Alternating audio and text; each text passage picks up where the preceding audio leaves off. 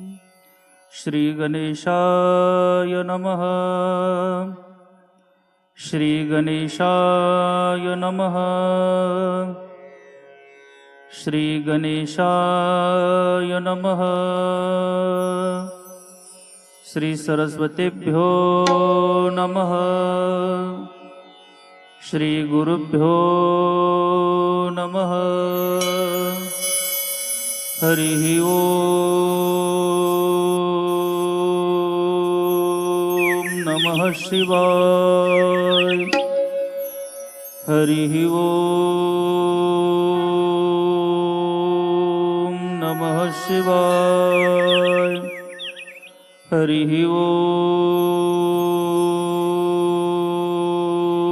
नमः शिवाय। हरि ओम नमः शिवाय। हरि ओम नमः शिवाय।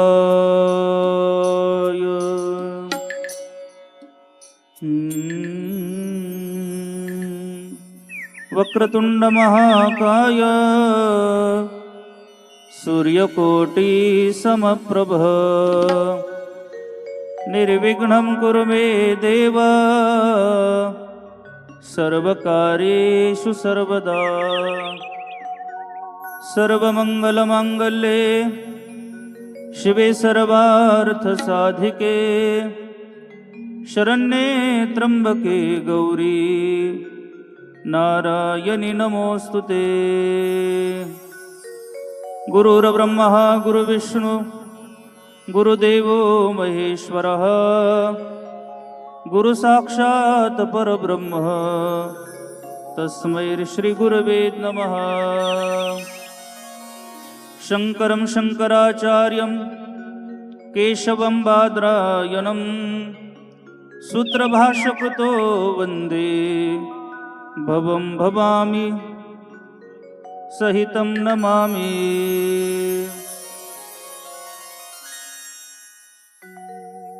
मनोजवं मारुततुल्यवेगं जितेन्द्रियं बुद्धिमतां वरिष्ठं वातात्मजं वानरयूथमुख्यं श्रीरामदूतं शरणं प्रपद्ये।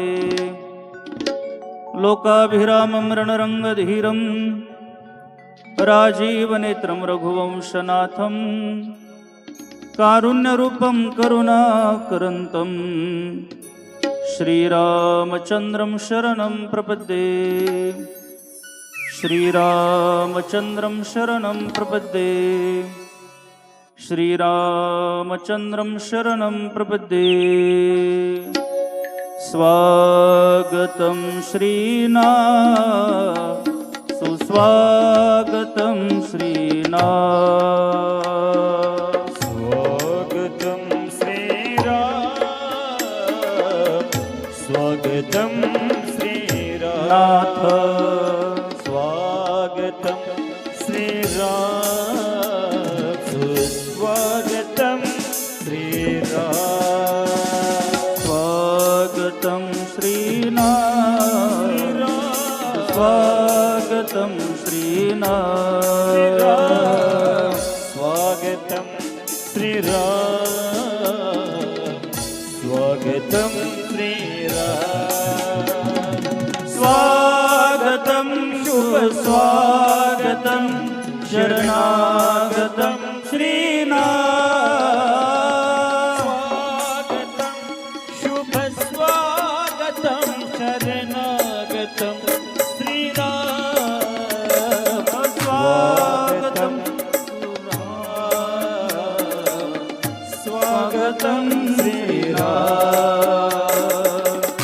स्वागतं श्रीनाथ सुस्वागतं श्रीनाथ।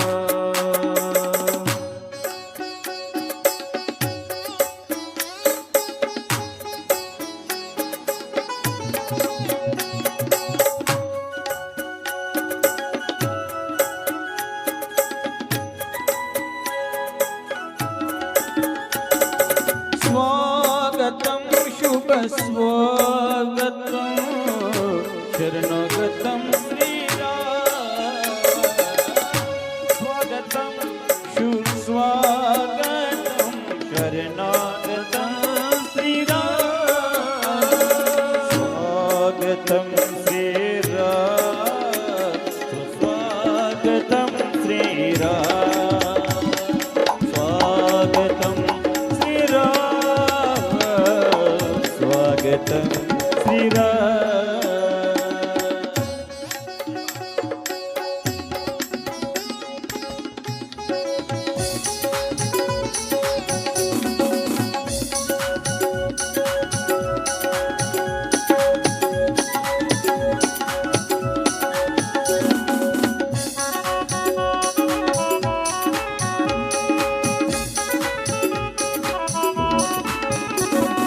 स्वागतं शुभ स्वागतं स्वागतं श्रीराम स्वागतं सुस्वागतं शरणागतं श्रीराम स्वागतं श्रीराम सुस्वागतं श्रीराम स्वागतं श्रीराम स्वागतं श्रीराम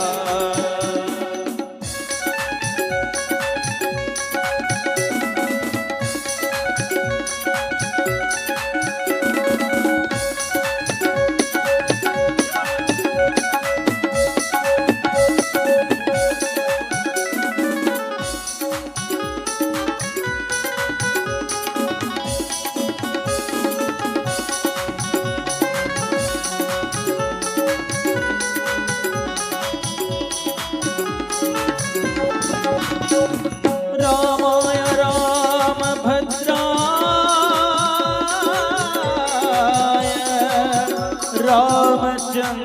रामचन्द्राय वेदसे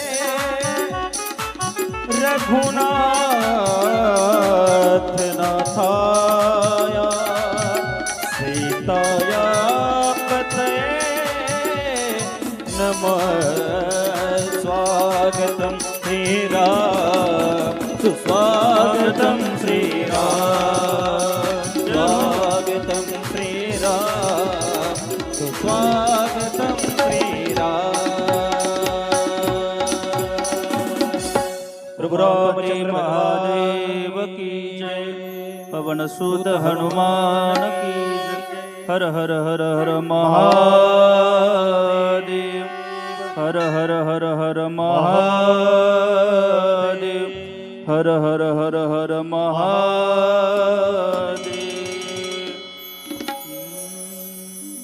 हरि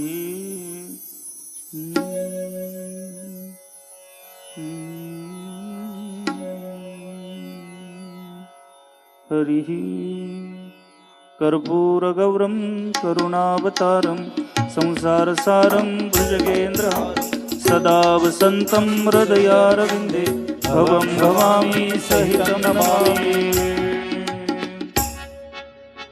भगवान पंढरीनाथांच्या दरबारामध्ये ज्ञानोबा तुकोबा यांच्या व भगवान नर्मदेश्वर भगवंताच्या दरबारामध्ये चालू असणारी ही भव्य आणि दिव्य असणारी शिवमहापुराण कथा. आज या कथेचा 6वा दिवस.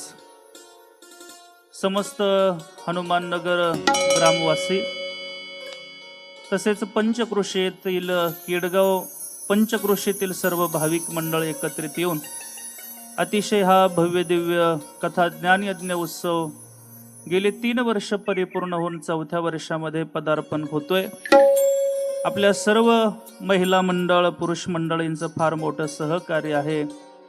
त्याच्यामध्ये विशेषत्वानं रेणुका माता महिला मंडळ व श्री विठ्ठल रुक्मिणी भजनी मंडळ यांच्या संयुक्त त्या ठिकाणी सहकार्यानं म्हणा अग्रेसरानं म्हणा हा अतिशय सुंदर हा सोहळा आपण गेली 5 दिवसापासून आपण श्रवण करत आहात. आज याच कथेचा 6वा दिवस. कथेकरता सत्संगतीकरता उपस्थित असणारी परमश्रद्धेय पूजनीय सर्वच महाराज मंडळी, आदरणीय अतिशय ज्यांचं गोड गायन आहे अशा आदरणीय खपके महाराज असतील, सिंथवरती साथ देण्याकरता उपस्थित असणारे आदरणीय माऊली महाराज असतील, तबल्यावरती साथसंगत देण्याकरता उपस्थित असणारे परमश्रद्धेय पूजनीय आमचे जासूद माऊली असतील, ॲक्टोपॅडवरती आदरणीय जाधव महाराज असतील, आदरणीय त्या ठिकाणी माझ्या बरोबर आलेले अतिशय गोड मृदुंग वाजवतात असे परमश्रद्धेय आमचे अंबादास महाराज असतील, आमचे आदरणीय जासूद माऊलींचे पिताश्री बाप्पू महाराज असतील, आणि आपण सगळीच त्या ठिकाणी मोठी भाविक मंडळी उपस्थित आहात. आमचं महिला मंडळ आहे, आपलं पुरुष मंडळ आहे, आमच्या आदरणीय शास्त्रीजी बनकर महाराज, बनकर साहेब, आमच्या आदरणीय सगळ्या महिलांचं नेतृत्व करणाऱ्या धडाडीच्या आदरणीय आमच्या पवार मॅडम असतील, सगळ्याच आहे. पण त्यांना आपला सगळ्यांचा पाठिंबा आहे. पण आदरणीय मॅडमजी पण आहे.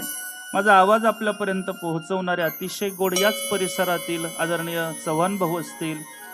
आपल्याला पुन्हा ही लाईव्ह कथा त्या ठिकाणी म्हणजे पुन्हा ही नंतर कथा जर पाहायची असेल तर विठ्ठल माझा 09 या चॅनलचे त्या ठिकाणी सर्व आदरणीय आमचे शिवराजजी गोरे पाटील असतील, सर्व त्या ठिकाणी आमचा तरुण मंडळ असेल, अन्नदाते असतील, सगळीच मंडळी फार मोठ्या संख्येनं उपस्थित आहात.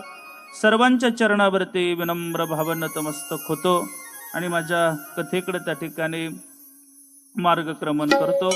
थोडा विलंबच होतोय पण काय करावं, म्हणजे थोडा उशीरच होतोय.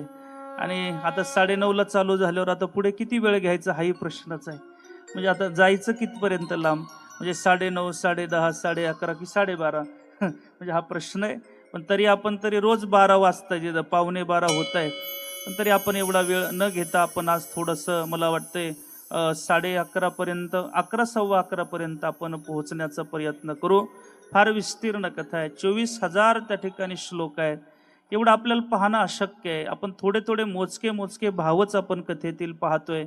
संपूर्ण भागवतही कथा करायला घेतली तर होत नाही महाराज, नाही होत.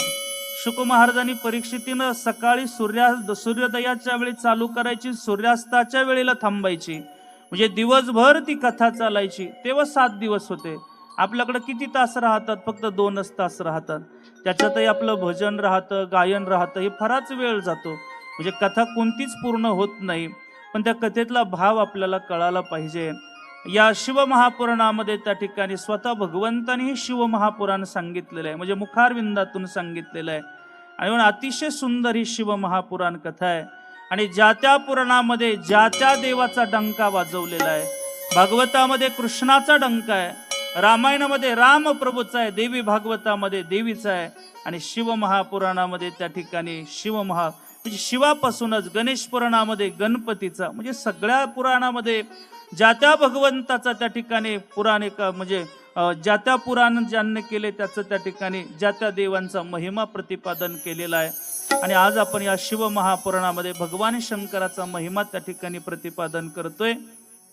आणि म्हणून आपल्या या मंदिरामध्ये हे नर्मदेश्वर महादेव आहे. मी आल्यानंतर विचारलं होतं, म्हणजे स्वतः नर्मदेतून त्या ठिकाणी हे महादेव शिवलिंग आपण आणलेलं आहे. नर्मदेतून असं नर्मदेचा कोणताही दगड घेतला तर तो शिवलिंगच आहे. नर्मदा काही सामान्य नाही महाराज. नर्मदा त्या ठिकाणी भगवंताच्या घामापासून प्रगट झालेले, स्वतः भगवंताची कन्या तिला मानलं जातं. अतिशय म्हणून पहा, पूर्ण त्या ठिकाणी आपल्या भारतामध्ये, विश्वामध्ये कोणत्याच त्या ठिकाणी नदीची प्रदक्षिणा सहसा करत नाही, पण नर्मदेची त्या ठिकाणी प्रदक्षिणा करतात. ही अलौकिक नदी आहे महाराज. साक्षात त्या ठिकाणी भगवान परमात्माचा वास त्या नदी पात्रात आहे. ती मैया तिला म्हटलं जातं, आई म्हटलं जातं. पहा बरं, आई आहे, तिचं सामर्थ्य काय अलौकिक आहे महाराज.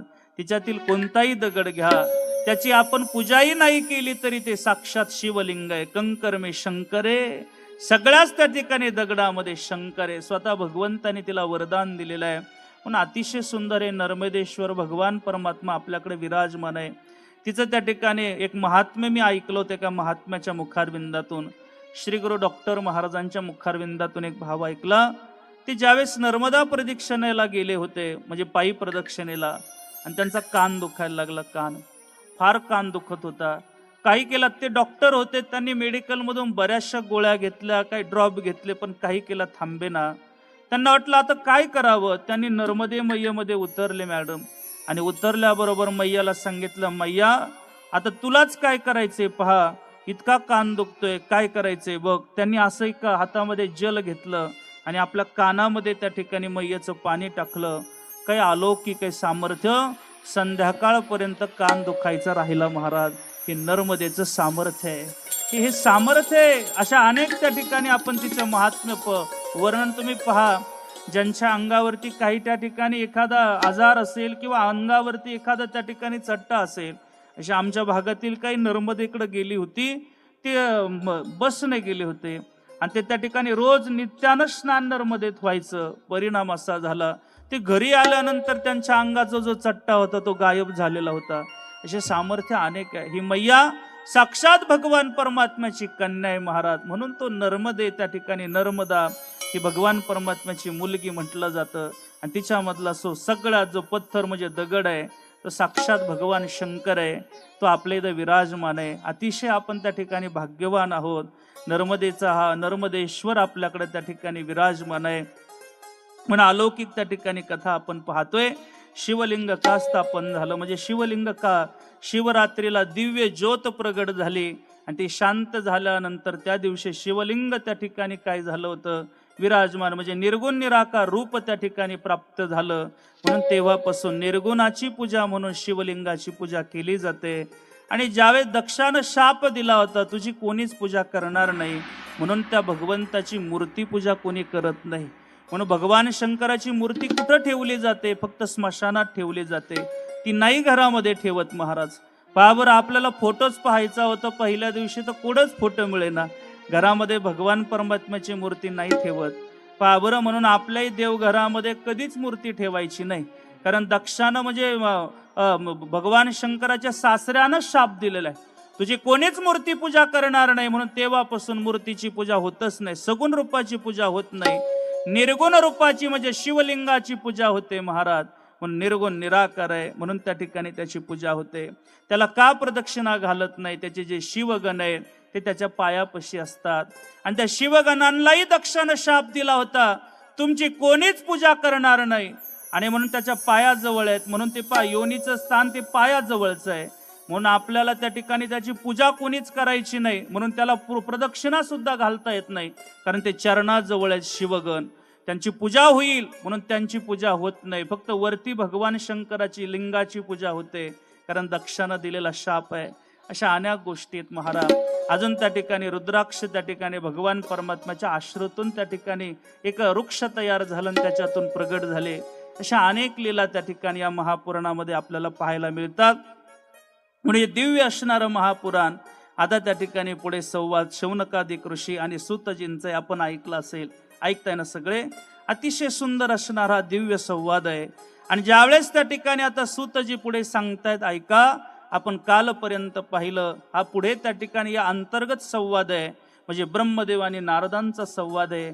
आता नारद आणि यांचाही संवादामध्ये सूतजी तो तिथे करत आहेत आणि या ठिकाणी नारद आणि त्या ठिकाणी ब्रह्मदेवाचा संवाद सांगताय. म्हणजे पुढे आता नारदाने पुन्हा प्रश्न केला, का हो, म्हणजे तुम्ही आता भगवान शंकराच्या अशा दिव्य लीला सांगितल्या, त्यांचा विवाह सांगितला, गृहस्थ आश्रम सांगितला, त्यांच्या मुलांचं सांगा. म्हणून आपण काल धावत्या गतीमध्ये त्या ठिकाणी पाहिलं, संक्षिप्तच पाहिलं, काय विस्तीर्ण आपल्याला पाहायला वेळच कुठे आहे. म्हणून त्या ठिकाणी कार्तिकेय त्या ठिकाणी भगवंत प्रगट झाले. म्हणजे त्या ठिकाणी कृतिका 6 होत्या.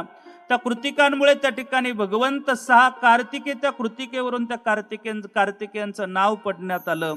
आणि मग आता कार्तिकेय पुढे त्या ठिकाणी पार्वतीच्या मळापासून म्हणजे अंगरकापासून म्हणजे अंगरांग म्हणतात त्याला, किंवा त्याला चंदनाची उटी म्हणतात. आपल्याकडे त्या ठिकाणी मुलतानी माती म्हणतात. अंगाला लावलेली होती पार्वती आई साहेबांनी. आणि मग त्या ठिकाणी त्या जया विजया ज्या होत्या ना, त्यांनी सांगितलं तुम्ही एखादा असा पुत्र त्या ठिकाणी निर्माण करा जो तुमचं सगळं ऐकेल. असं म्हटल्याबरोबर त्या अंगरागापासून म्हणा चंदनाच्या उटीपासून दिव्य बाळ त्या ठिकाणी जन्माला आलं, म्हणजे अवताराला आलं. म्हणजे तेच त्या ठिकाणी भगवान गणेश आहेत. त्यांना त्या ठिकाणी गणेश म्हणजे अगोदर मयुरेश त्यांचं नाव ठेवण्यात आलं होतं. काय, मयुरेश. मयुरेशा, आता तू माझं सगळं ऐकायचं बरं. हो आई, तुझी आज्ञा मला शिरसावंद आहे, सांगेल तुम्ही ते ऐकेल. बाळा ऐकणारे, आता मला स्नान करायचंय, कोणाला आत येऊ देऊ नको. चालेल आई. आणि म्हणून बाहेर उभे राहिले. भगवान शंकर आले, आत जाऊ देत नाही. नाही जाऊ देत म्हणून भगवान शंकर त्यांचं शिर उडवतात. आता उडवल्याबरोबर पार्वती शोक करते महाराज. अतिशय दुःख पार्वतीला होते आणि पार्वती सांगते, काय केलं हे माझं बाळ तुम्ही त्या ठिकाणी मारलं. माझं बाळ आहे, माझं बाळ त्या ठिकाणी माझ्यापासून हिरावून नेलं. पहा बरं, आईपासून ज्यावेळेस बाळ दूर जाताना फार वेदना आणि अतिशय दुःख होतं महाराज. ते शब्दातीत कोणीच वर्णन करू शकत नाही.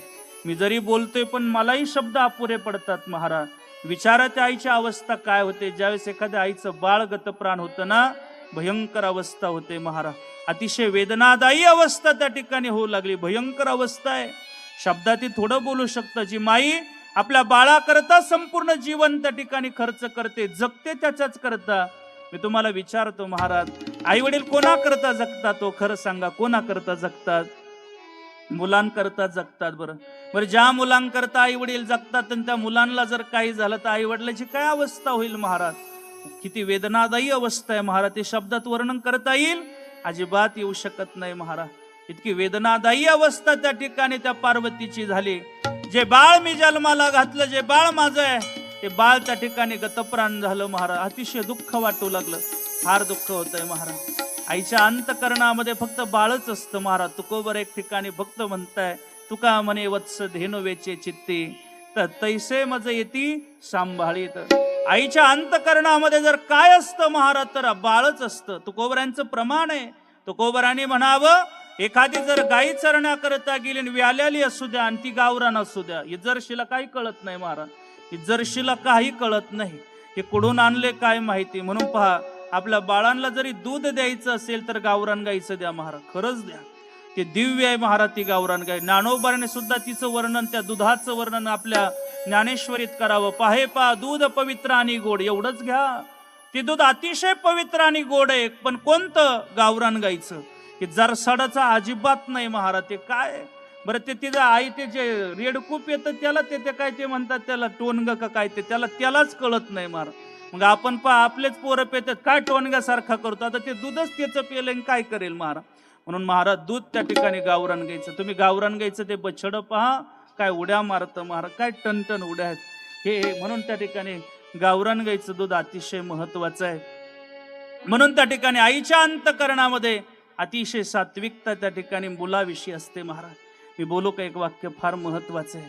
तुम्ही जर कुत्री व्यालेली पाहिली असेल आणि तिचं जर तुम्ही बाळ उचललं महाराज, आणि ते जर बाळ उचललं, जर आता तुम्ही थोडं पुढे निघाले ना, ती आई लगेच पुढे येते आणि त्या कुत्र्याला चाटते महाराज. चाटते ना.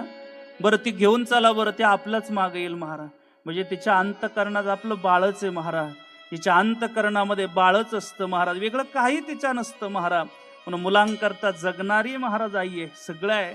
आणि तेच आपलं बाळ आपल्या डोळ्यात देखत गेलं तर अतिशय दुःख वाटतंय. पार्वती आक्रोश करते आणि आक्रोश केल्यानंतर भगवान शंकरांना सांगते, माझं बाळ जिवंत करून द्या. भगवान शंकरांनी तो आक्रोश पाहिला. शिवगणांना सांगितलं, जा, जो कोणी पहिला प्राणी भेटेल, कोणी भेटेल, त्याचं शिर घेऊन या. गेले महाराज. आणि गेल्यानंतर सुरुवातीला त्या ठिकाणी गजेंद्राचं शिर भेटलं, म्हणजे हत्तीचं शिर आणलं. गणपतीला बसवलं, म्हणजे तो मयुरेश होता. त्या मयुरेशाला ते शिर बसवलं आणि बसवल्यानंतर ते शिर बसवल्यानंतर जिवंत झाला. म्हणून त्याचं नाव गणेश ठेवण्यात आलं. गजानन ठेवण्यात आलं. गजाचं शिर म्हणून गजानन ठेवण्यात आलं. गजानन नामकरण झालं. अतिशय आनंद पार्वतीला झाला. अतिशय जवळ बाळ घेतलेलं आहे. अतिशय आनंद व्यक्त करते. आणि आता सगळ्या देवादिकांना सांगितलं, या माझ्या बाळांना आशीर्वाद द्या. सगळ्या पूजेमध्ये जर पहिला मान कोणाला मिळाला पाहिजे तर तो माझ्या मुलाला मिळाला पाहिजे. आशीर्वाद दिले महाराज. म्हणून सगळ्यात पहिला पूजेमध्ये मान जर कोणाला असेल तो गणपतीला असतो महाराज. गणपतीला असतो. म्हणून तो गणपती फार, त्याला अनेक त्या ठिकाणी नाम आहेत महाराज. गजानन आहे, गणेश आहे, वक्रतुंड आहे, अशा अनेक नावं त्या ठिकाणी त्याला देण्यात आले. अतिशय सुंदर त्या ठिकाणी गणपती आता त्या ठिकाणी हळूहळू मोठे होऊ लागले. दोघेही हळूहळू मोठे होत आहेत. ऐका, तुम्ही ऐकताय ना? तिकडे बडबड चालली पाठीमागे, तिकडे शांत म्हणा. ऐका. आणि मग आता हळूहळू गणेशांना अनेक त्या ठिकाणी बाललीला केल्या. गणपती आता मोठे झाले. आणि मग आता कार्तिकी आणि भगवान गणेशांचा थोडासा वाद पेटला. म्हणजे आता माझं लग्न अगोदर का तुमचं लग्न अगोदर, म्हणजे दोघांचा वाद पेटला. म्हणजे मी लग्न अगोदर करणार आहे, कार्तिकेय म्हणायचे मी करणार आहे. म्हणजे लग्नावरून वाद पेटला. म्हटलं असं एकदा त्या गणेश पुराणामध्ये असं आलंय, गणेश पुराणामध्ये सांगितले की या दोघांचा वाद मोदकावरून पेटला. म्हणजे एक साधूजी आले आणि त्यांनी एकच मोदक आणला आणि तो मोदक आईकडे पार्वतीकडे दिला आणि दोघही पळत आले, आई मला मोदक दे, नाही मला दे. आणि मग त्या मोदकावरून वाद पेटला, असा गणेश पुराणामध्ये आलेला आहे. पण या पुराणामध्ये लग्नावरून पेटला. मग आई वडिलांनी सांगितलं, बाळांनो ऐका, काय करा, म्हणजे जो कोणी पहिल्यांदा पृथ्वी प्रदक्षिणा घालून येईल त्याला त्या ठिकाणी काय देण्यात येईल, त्याचं लग्न अगोदर करण्यात येईल किंवा त्याला अगोदर मोदक देण्यात येईल. हे गणेश पुराणातलं मोदकाचं आहे. मग लगेच त्या ठिकाणी काय केलं, गणपती बाप्पाचं वाहन उंदीर आहे. गणपती बाप्पा निवांत बसले, म्हणले काय टेन्शन घ्यायचं नाही, याला जाऊ दे. आणि कार्तिकेयचं मोर आहे, मोरावरती बसले ना आता प्रदक्षिणेला निघाले. निघाल्यावर प्रदक्षिणा चालू झाली. इकडं गणपती बाप्पाने काय सुंदर बुद्धी वापरली महाराज. गणपती बाप्पाने पूजेचं ताट घेतलं, आई वडिलांपाशी आले, आई वडिलांचं त्या ठिकाणी काय केलं, पाद्य पूजा केली, त्यांना औक्षण केलं, त्यांची पूजा केली आणि पूजा करून त्या ठिकाणी प्रदक्षिणा मारल्या.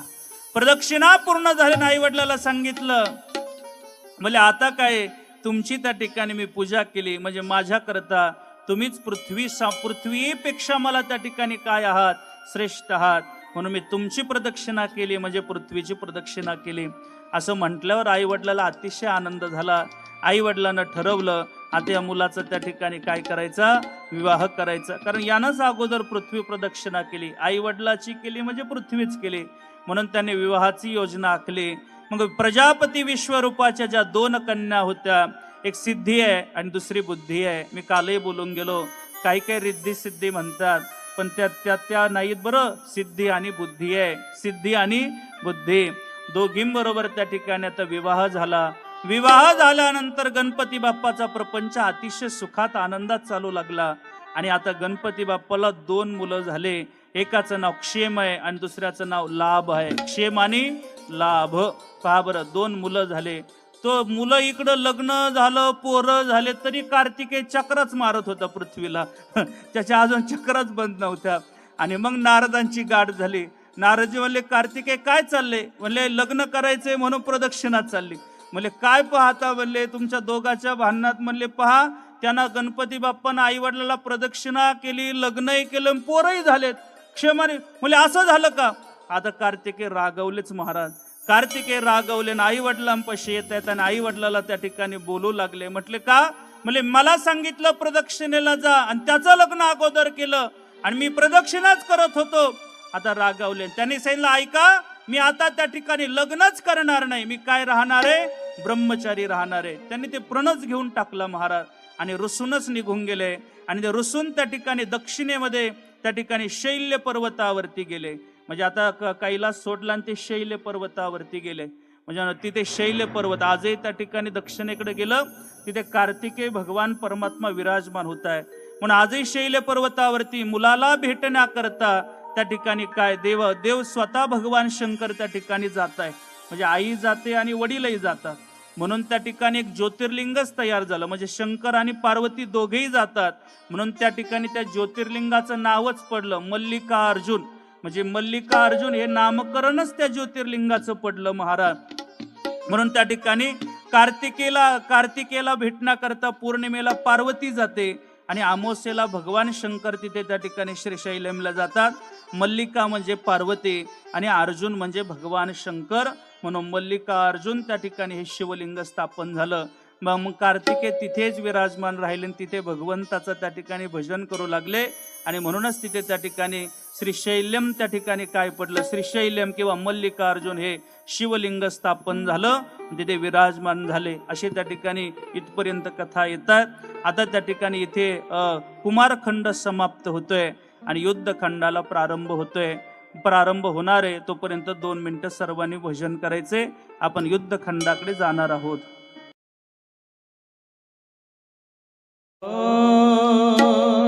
मना मोहना गंगाधरा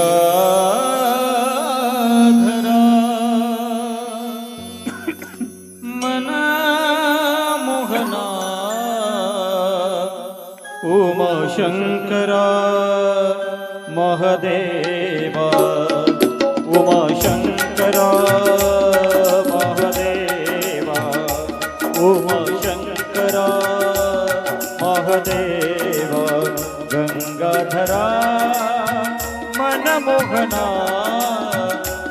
गंगाधरा मनमोहना उमाशंकरा महादेवा उमाशंकरा महादेवा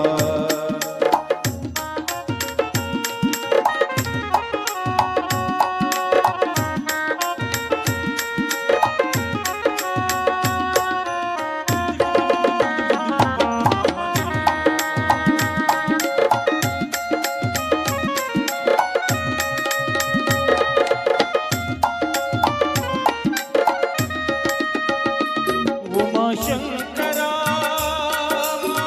महादेवा उमाशंकरा महादेवा उमाशंकरा महादेवा उमाशंकरा महादेवा गंगाधरा मनमोहना गंगाधरा मनमोहना उमाशंकरा महादेवा उमाशंकरा महादेवा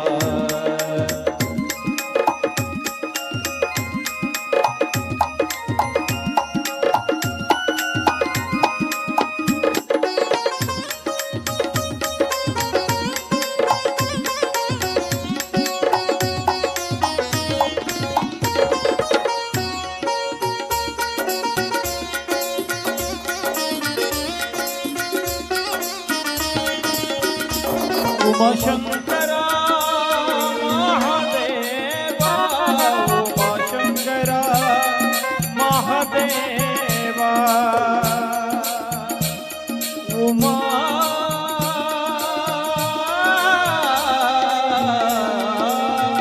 शंकरा महादेवा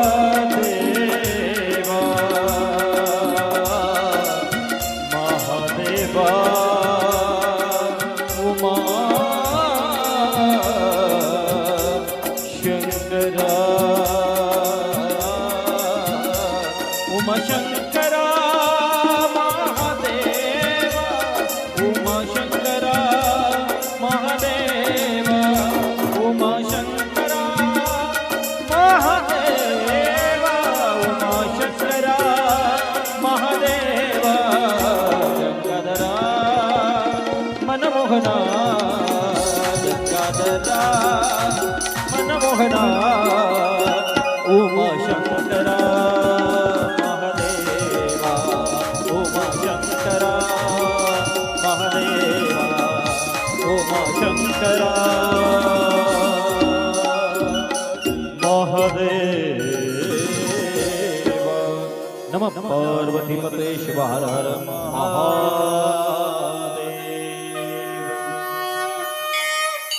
इथे कुमारखंड समाप्त होतोय आणि युद्धखंडाला प्रारंभ होतोय. तसा फार मोठा ग्रंथ आहे. आपण दुसऱ्या संहितेमध्ये आहोत.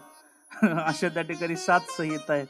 पण जेवढा आपण महत्वाच्याच कथा आपल्या समोर व्यक्त करतोय, पण थोडीशी त्या ठिकाणी या कथेमध्ये फार वेळ लागतो. पण वेळेचा अभाव आपण पाहिला तर आता फक्त आपण धावत्या गती युद्धखंड पाहणार आहोत आणि मग आता 12 ज्योतिर्लिंग कशा निर्माण झाली याच्या कथा आपण ऐकणार आहोत. ऐका आज आपल्या कथेला विशेषत्वानं भेट देण्याकरता बरीचशी मान्यवर मंडळी उपस्थित आहे. आमच्या नवनागापूरमधून श्री क्षेत्र भूवैकुंठ पंढरीला पायी दिंडी सोहळा जातो.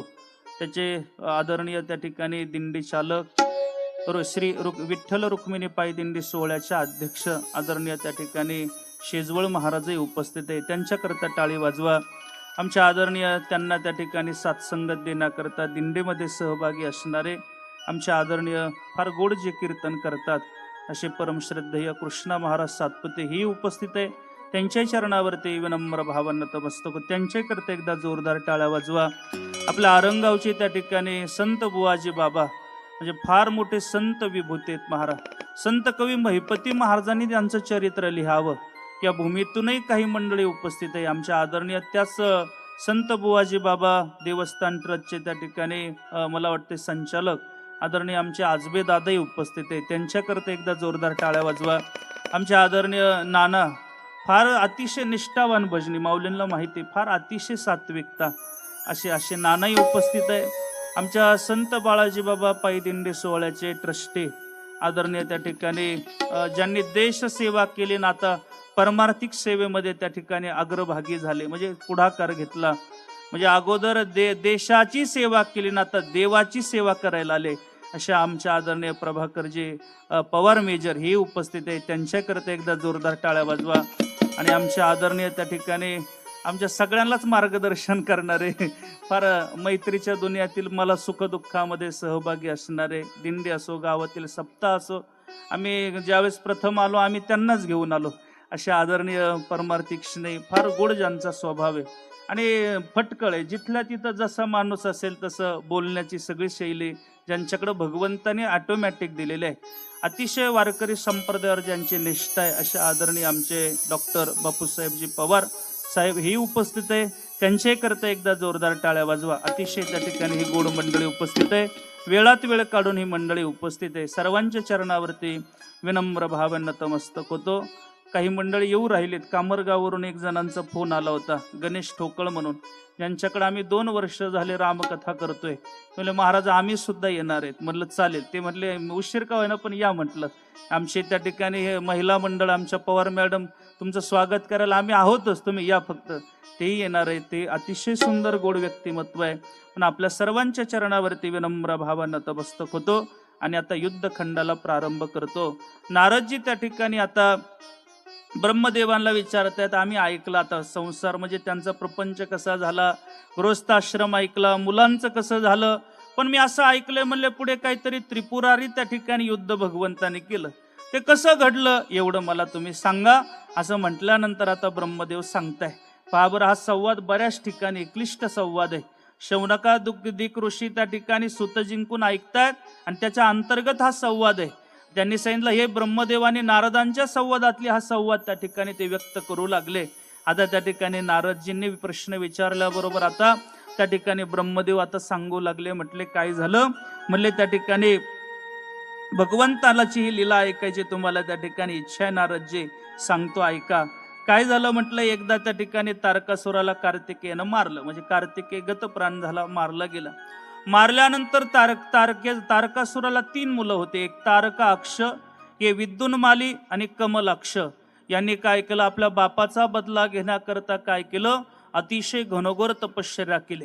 तपश्चर्या पहा बरं, तप केलं तरच देव प्राप्त होतो. मी अगोदरही बोलून गेलो असेल, तपे विन दैवत दिदल्या विन प्राप्त.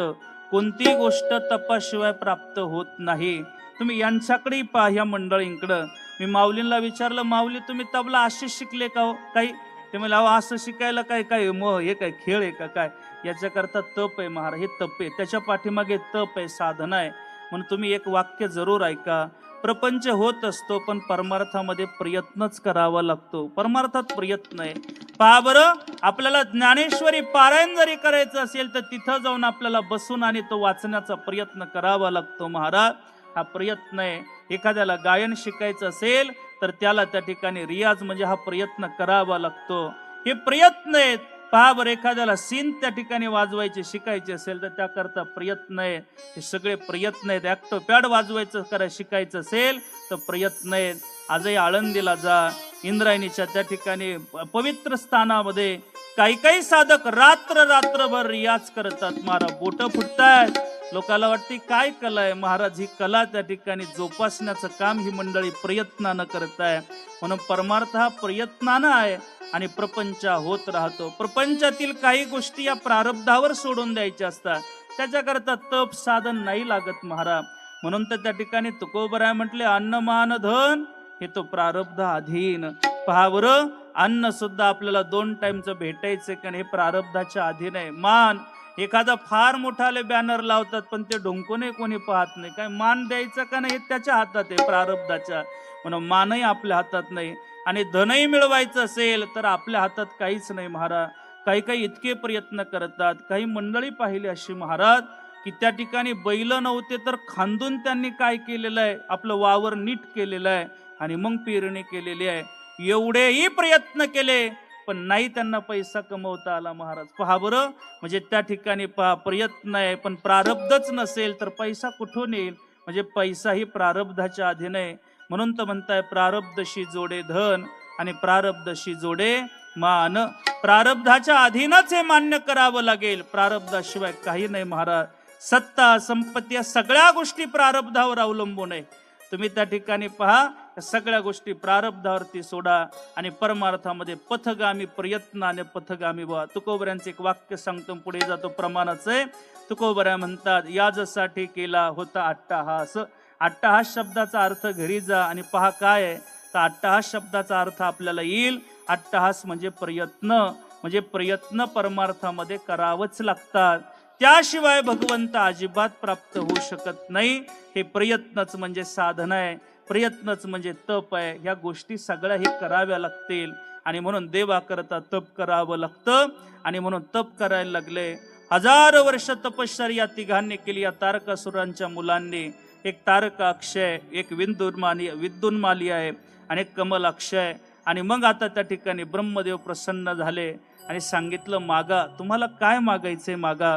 ब्रह्मदेव प्रसन्न झाल्यावर यांनी सांगितलं, आम्हाला अमरत्व द्या, म्हणजे आम्हाला मृत्यूच नकोय, आम्हाला काय द्या, अमर करून टाका. ब्रह्मदेव म्हणले, इथं मलाच मरावं लागतंय तर तुम्हाला कुठून देऊ. 9 भी मर गए 10 भी मर गए सहस्र 88, 33 कोटी देवता मर गए पड गए काल के फासे. या कचाट्यामध्ये मी सुद्धा सापडले, तुम्ही कुठून राहताल. या मृत्यू लोकांमध्ये प्रत्येकालाच मरावं लागतं, इथे राहता येत नाही महाराज. पहा बरं, म्हणजे मरावं लागेल. दुसरा वर मागा. यांनी विचार केला, मरावं लागतं इथे, मग असं काय करून आपण यांच्याकडून घेतलं पाहिजे. मग त्यांनी काय केलं, म्हणले आम्हाला काय करा, एक नगर प्राप्त करून द्या. ते नगर कोणीच अभेद्य करू शकत नाही. ते नगर आमचं वैयक्तिक, म्हणजे आमचं राज्य जिथं चालेल. असे पूर, ज्याला पूर म्हटलं जातं, म्हणजे शहर म्हणजे नगर, असं नगर आम्हाला त्या ठिकाणी काय करा, स्थापन करून द्या आणि त्याला कोणीच अभेद करू शकत नाही, असं करा. ब्रह्मदेवाने तथास्तु म्हटलंय. पण त्यांना सांगितलं, ऐका, एका रेषेमध्ये जर तुमचे ते 3ही पूर म्हणजे त्या ठिकाणी ते नगर आले आणि जर त्या ठिकाणी एका बाणामध्ये 3ही उडवले तर तुम्ही त्या ठिकाणी नगर हे नष्ट होतील, म्हणजे पूर नष्ट होतील. म्हणजे बरं. मग आता ते 3 पूर बनवण्याकरता एक मय नावाचा राक्षस त्या ठिकाणी ब्रह्मदेवाने दिला आणि त्यांना ते 3 पूर तयार करून द्यायला लावले. मग त्या मय नावाच्या दानवानं काय केलं, तारका अक्षाला सुवर्णाचं पूर म्हणजे नगर बनवून दिलं. त्या विद्युन्मालीला चांदीचं नगर बनवून दिलं आणि या कमलाक्षाला त्या ठिकाणी लोखंडाचं नगर बनवून दिलं. आणि हे नगर त्या ठिकाणी आता अभेद्य असं अतिशय सुंदर त्या ठिकाणी त्या मयानं बनवून दिलं. आता हे त्या ठिकाणी उन्मंत झाले. आता त्यांनी काय केलं, ते त्या नगरात राहायचे पण तिथून पृथ्वीवरती डाव साधायचे. त्यांनी त्या ठिकाणी आता सगळ्यांना सळोकी पळो करून सोडलं.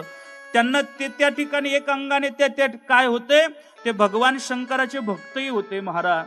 ते भगवान शंकराची भक्ती करायचे पण इकडं सळोकी पळो करून टाकायचे. गेले का आपलं त्या ठिकाणी जसं रावणाचं सगळं होतं ना, पण तरी रावण भगवान शंकरांचा भक्त होता महाराज. रावण किती त्या ठिकाणी क्रूर जरी असला पण त्याचं अंग एक होतं की तो भक्त होता महाराज. त्या भगवान शंकराचा इतका अलौकिक भक्त होता. एक दिवस पूजे करता बसला, त्याचा रोज नियम होता 1000 त्या ठिकाणी कमळ वाहण्याचा, पण एक दिवस 999 कमळ त्या ठिकाणी ठेवण्यात आले. एक कमळ कमी पडलं तर त्यानं शीर कमल त्या ठिकाणी वाहिलं. एवढा त्या ठिकाणी महान भक्त होता. तसे हेही महादेवाचे भक्त होते, पण यांनी त्या ठिकाणी क्रूर कर्म करू लागले, पापाचरणी होऊ लागले. देवाची भक्ती करत होते, धर्माचरण तिकडं करत होते, पण इकडं पृथ्वीवर त्रास द्यायला लागले. आणि तेवढ्या सगळ्या देवादिक सगळे भगवान शंकरांकडे गेले. सांगितलं तुम्ही काही करा पण तुम्ही त्यांना त्या ठिकाणी नष्ट करा. त्यांनी सांगितलं ते माझे भक्त आहेत, मी त्यांना काहीच करू शकत नाही. जोपर्यंत त्या ठिकाणी ते अधर्म करत नाही तोपर्यंत मला मारण्याचा अधिकार सुद्धा नाही. पहावर ते धर्म करत होते वरती त्यांच्या नगरामध्ये, म्हणजे भक्ती करत होते. इकडं जरी पाप करत होते पण तिकडं भक्ती चालू होते. काय करावं, देवालाही मारता येईना. मग देवानं काय केलं, भगवान विष्णूंना सांगितलं तुम्ही काय करा, एक त्या ठिकाणी काय करा, एक रूप धारण करा आणि तिथे त्या ठिकाणी त्या पुराणमध्ये धर्माचरण न करता पापाचरण त्या ठिकाणी पसरवा, म्हणजे 4 वाकाचं मत पसरून टाका. मग भगवान विष्णूने अरिहन त्या ठिकाणी रूप धारण केलं. म्हणजे अरिहन हा भगवंतच आहे, पण त्या ठिकाणी काय केलं, धर्म न पसरता अधर्म पसरवण्याकरता अवतार धारण केला. आणि अरिहन भगवंत त्या ठिकाणी त्या त्रिपुरामध्ये प्रवेश करू लागले. त्या तीनही राक्षसांनी विचारलं, तुम्ही कोण आहात? म्हणले, मी त्या ठिकाणी अरिहन आहे, मला तुमच्या त्या ठिकाणी मला या नगरामध्ये जागा द्या, मला राहू द्या. आणि अरिहनानं त्या ठिकाणी त्यांच्यात प्रवेश केला. पांढरे वस्त्र परिधान केलेले आहे, भगवान विष्णूंचाच अवतार आहे, हातामध्ये झाडू आहे, तोंडाला त्या ठिकाणी पांढरं फडकं बांधलेलं आहे. असा अरिहन त्या ठिकाणी गेला आणि आता 4 वाकांचं मत मांडू लागला. याव जीवे सुखम जीवे रणम कृत्वा त्या ठिकाणी सांगता, यावत जीवे सुखम जीवे रणम कृत्वा त्या ठिकाणी सांगता, भस्मीभूतस्य देहस्य पुनरागमनम कुतः. म्हणजे यायचं त्या ठिकाणी, चांगलं खायचं प्यायचं, म्हणजे पैसे नसेल तर कर्ज काढायचं, पण तूप प्यायचं म्हणजे तूप खायचं. म्हणजे आता हा 4 वाक त्या काळातला होता. आताचा 4 वाक असता तर तो म्हणला असता सुराम पिवेत, म्हणजे आता जाऊ द्या, कर्ज काढा आणि मस्त दारू प्या. तो आताचा नाहीये, म्हणून तो म्हणतोय काय प्या, तूप खा. हा 4 वाकाचं मत त्या ठिकाणी पसरण्याकरता अरिहन भगवंत त्यांनी प्रवेश केला. आणि आता त्यांनी काय केलं, धर्माचरण त्या ठिकाणी पसरवायचं तर अधर्म पसरू लागले, लोकांना त्या ठिकाणी पाप सांगू लागले आणि लोक त्यांच्या पाठीमागे येऊ लागले. अधर्म त्या पुराणमध्ये वाढला. आता त्या ठिकाणी कळालं, आता त्या ठिकाणी अधर्म झालाय. भगवान शंकरांनी सांगितलं, काळजी करू नका, मी आता काय करतो, हे पूर नष्ट करतो. मग काय केलं, विश्वकर्माला सांगितलं, तू रथ तयार कर, 1 दिवस एका योग्य वेळेमध्ये ते सगळे पुरे एका रेषेमध्ये येणार आहे. आणि तो रथ तयार केला का सगळ्या देवादिकांनी त्या भगवान विष्णूंकडं सगळ्या शक्ती त्या ठिकाणी प्रदान केल्या आणि सगळे एकाकार त्या ठिकाणी आता झाले. आणि झाल्याबरोबर त्या ठिकाणी भगवान शंकरांनी त्या रथामध्ये विराजमान झाले आणि ते पूर्ण एका रेषेमध्ये आले. आणि रेषेमध्ये आल्यानंतर भगवंतांनी काय केलं, धनुष्याला बाण लावला आणि बाण लावल्याबरोबर त्या ठिकाणी ते 3ही पुर त्या ठिकाणी अभेद्य केल्याबरोबर सगळ्या देवादिकांना आनंद झाला. सगळे देवादिकांना अतिशय आनंद झाला. सगळे देवादिका ते अतिशय उत्साहानं उड्या मारायला लागले आणि भगवान परमात्म्याचा जयघोष करत असताना त्याचं एक नामकरण पडलं, त्रिपुरारी भगवान की जय. त्याचं एक नावच झालं त्रिपुरारी. म्हणजे ज्या 3 नगरांना ज्यानं अभेद्य केले, भेदून टाकले, नष्ट केले, अशा त्या ठिकाणी भगवान शंकराचं नाव पडलं त्रिपुरारी. म्हणजे हे त्रिपुरारी त्या ठिकाणी म्हणजे 3 पुर आणि शत्रू त्या ठिकाणी त्यांनी नष्ट केले. आणि म्हणून या सगळ्या त्या ठिकाणी फक्त मय नावाचा दैत्यच वाचला, बाकीचे सगळे नष्ट झाले. आता त्या ठिकाणी पुढे त्या ठिकाणी आता हा गतप्राण झाला त्रिपुरारी. आणि म्हणून पुन्हा नारदाने विचारलं, अजून कोणते कोणते दैत्य मारले? आता युद्धखंडच आहे, याच्या नुसते दैत्य आहेत महाराज. आता एक दैत्य कसा मारलं हे सगळं नुसतं मारायचं. आता युद्धखंडाचं नावच युद्धखंड आहे. त्याच्यामुळे मग त्यांनी सांगितलं, एकदा काय झालं, इंद्राला त्या ठिकाणी भगवान शंकराला भेटण्याची इच्छा झाली, इंद्र भगवंताला. मग इंद्राने काय केलं, आपल्या बरोबर त्या ठिकाणी आपल्या गुरूंना गेलं. बृहस्पती त्यांचे गुरु आहे.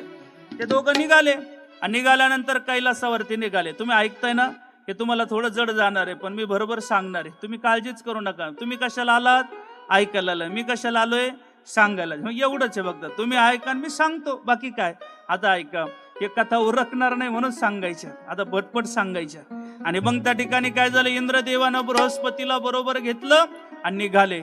आता इंद्रानं घेतल्याबरोबर आता देवाला वाटलं आपणही त्या ठिकाणी यांची परीक्षा घेतली पाहिजे.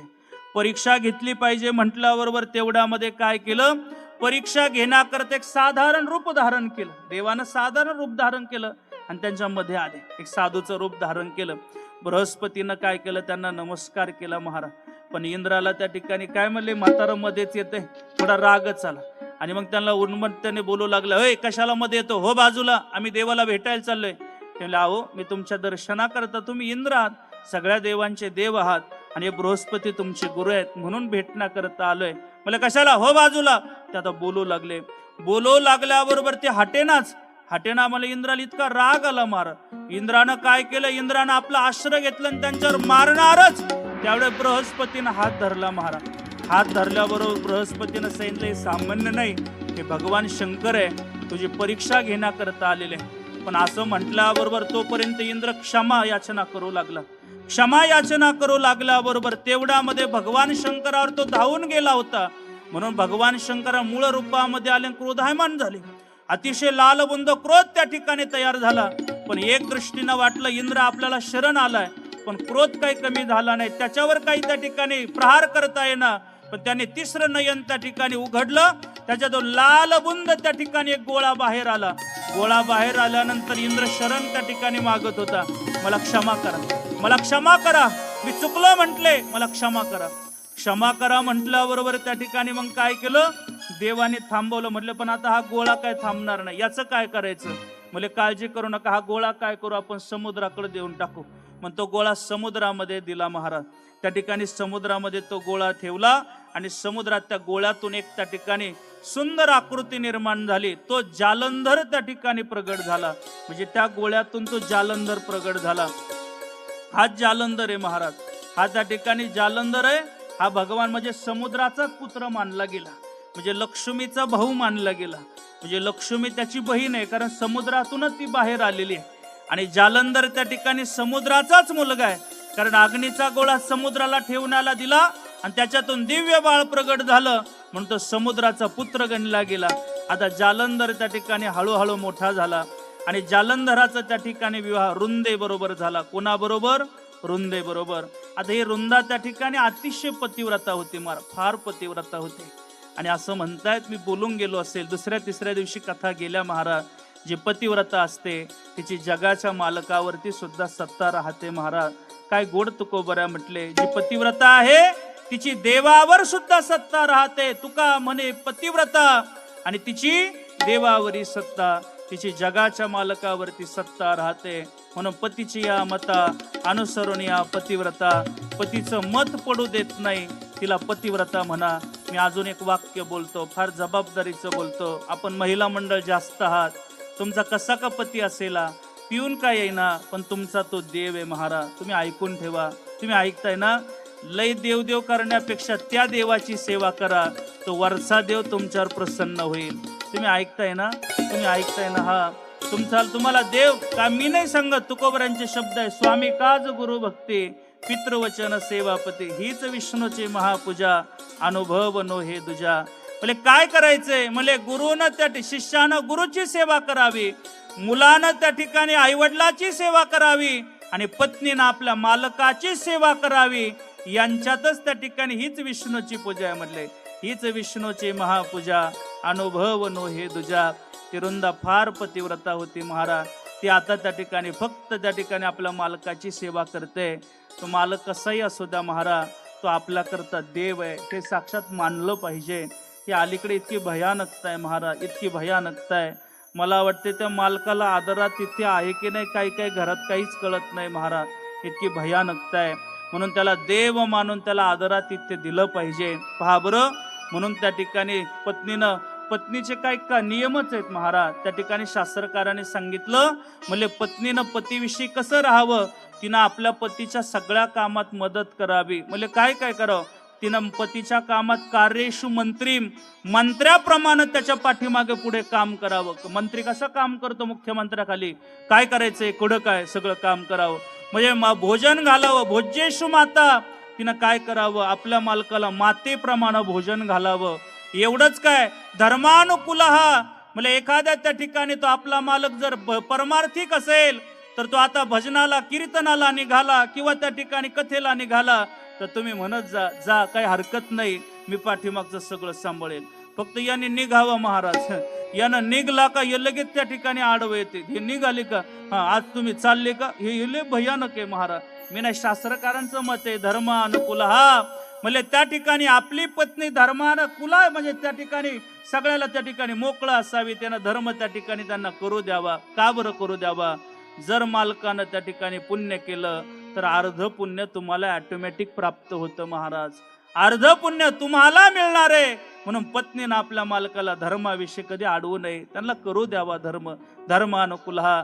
आणि शेवटी शास्त्रकारानं सांगितले, शमनाय धरित्री, एखाद्या मालकाने एखादा गुन्हा केला असेल ना तर त्याला त्या ठिकाणी जशी धरित्री आपल्याला त्या ठिकाणी क्षमा करते तशा आपल्या मालकाला क्षमा करावी. इतकी त्या ठिकाणी पातिव्रत्याचे नियम सांगितले. कार्येषु मंत्री, भोज्येषु माता, शमनाय धरित्री, धर्मानुकूल या अनुषंगाने ती असावी. आणि रुंदा तशीच होती महाराज, अतिशय पतिव्रता होती. आणि मग या रुंदेच्या पातिव्रत्याचं बल या जालंधराला मिळालं होतं. जालंधर उन्मत्त झालेला होता. देवादिकांना त्या ठिकाणी त्यानं सळो की पळो करून टाकलं होतं. अनेक देवादिक त्याच्यावरती आक्रमण करून जात होते, पण त्याला कोणालाही त्या ठिकाणी मारता येत नव्हतं, कारण या रुंदेचं पुण्य त्या ठिकाणी होतं, या पातिव्रत्याचं पुण्य होतं. एवढं बलाढ्य पुण्य तिच्या पाठीमागं त्याच्या होतं, काही करत होता. म्हणून आता भगवान शंकरावर तो अनेक वेळा चालून गेला महाराज, त्यांना अनेक वेळा पराजित करून टाकलं. मग आता त्या ठिकाणी सगळ्या देवादिकाने सांगितलं याच्या पाठीमागं कशाचं बळ आहे हे पाहिलं पाहिजे. आणि मग सगळ्यांनी पाहिलं तर त्याच्या पत्नीचं बळ आहे, पातिव्रत्याचं बळ आहे. मग काय केलं पाहिजे? अगोदरीचं पातिव्रत्य भंग केलं पाहिजे, आणि मग त्यावेळेस काय होईल, त्यावेळेस त्या ठिकाणी हा मारला जाईल, ठरलं महाराज. मग आता भगवान शंकराने म्हणजे भगवान शंकराची जी अर्धांगिनी आहे पार्वतीनं आता त्या ठिकाणी भगवान विष्णूंकडे जावं आणि सांगावं, तुम्ही तिचं काय करा, पातिव्रत्य भंग करा. पहा बरं, मला हा उन्मत्त झालेला आहे, हा जालंधर अनेक वेळा भगवान शंकरावरती आक्रमण करतोय आणि ते पराजित होत आहे. पहा, म्हणून आता तुम्हाला तर विजय त्या ठिकाणी त्यांना मिळून द्यायचा असेल तर तुम्हाला हिचं पातिव्रत्य भंग करावं लागेल. भगवान विष्णूने ऐकलं, जालंधराचं रूप धारण केलं. आपल्याला तो जालंधर आणि भगवान शंकराचं इथे दृश्य पाहायचंय, ते युद्ध पाहायचंय युद्ध. युद्ध इस्रायल आणि इराणचं ना, नाही नाही नाही, हे तिकडच पाहिजे. तिकडं कुठं पाहता, टीव्ही रोज तेच पाहतोय, ते काय ट्रम्प ते ऐकानच काय, आता काय करावं. हे असंच आहे महाराज, युद्ध फार घातक आहे, युद्ध होऊच नाही. मला वाटतं आपला भारत खरंच त्या ठिकाणी अतिशय चांगला निर्णय श्री नरेंद्र मोदीजींनी घेतला महाराज. त्यांनी पहिल्यांदाच त्या ठिकाणी सांगितलं आपला भारत हा शांतीप्रिय देश आहे आणि भारताकडूनच शिका, तुम्ही शांत घ्या, काय थोडी विचार करा, कारण युद्धामध्ये एका बाजूचं नाही दोन्ही बाजूंचं नुकसान होत असतं, कधी कधी विचार केला पाहिजे. म्हणून त्या ठिकाणी अतिशय भारत त्या ठिकाणी महाराज फार सुंदर आहे. आपण भारतात जन्माला आलो खरंच भाग्यवान आहोत महाराज. नरदेह, मला वाटते भरतखंडेन नरदेह प्राप्ती, हे तो परम भाग्याची संपत्ती. अतिशय आपण भाग्यवान आहोत. चला, मला तिकडे जायचं नाही, पण आपल्याला युद्ध पाहायचंय. मग आता त्या ठिकाणी भगवान विष्णू त्या ठिकाणी काय होत आहे, जालंधराचं रूप धारण करत आहे. आणि जालंधराचं रूप धारण करून आता त्या ठिकाणी त्या आश्रमामध्ये प्रवेश करत आहे. या पत्नीला वाटते फार लवकर आले, कशामुळे आले, काय युद्ध झालं का, तर म्हटलं हा युद्ध झालंय. आता पत्नीनं त्यांना आतमध्ये बोलवलं आणि मोठ्या सुंदर अशा आसनावरती बसवलं महाराज. फक्त आसनावरती बसवलं तर पातिव्रत्य भंग झालं. म्हणजे पहा बरं काय नियम पातिव्रत्याचे आहे. इकडं पातिव्रत्य भंग झालं आणि आता इकडे घनघोर युद्ध आहे. आपण ते युद्ध पाहू, मग पुढचा भाग सांगता येईल. तोपर्यंत आपण 2 मिनिटं भजन करा. ज्यांचे पाय त्या ठिकाणी दुखत त्यांनी जागेवरती उभे राहा आणि थोडं भजन करा. राहा उभे, सगळे राहा, उभे राहा. हर हर महादेव शंभो, काशी विश्वनाथ गंगे. हर हर महादेव शंभो, काशी विश्वनाथ गंगे.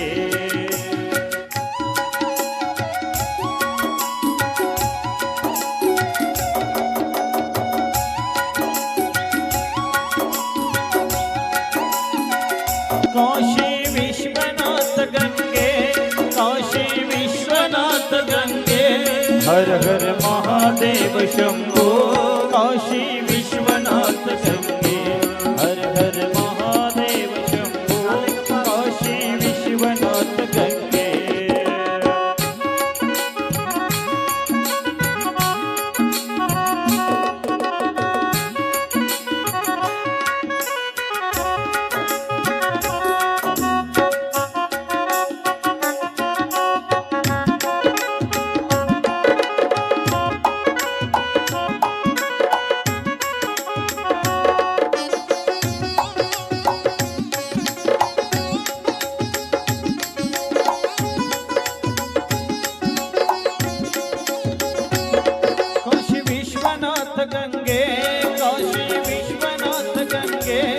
काशी विश्वनाथ गंगे, पार्वती संगे.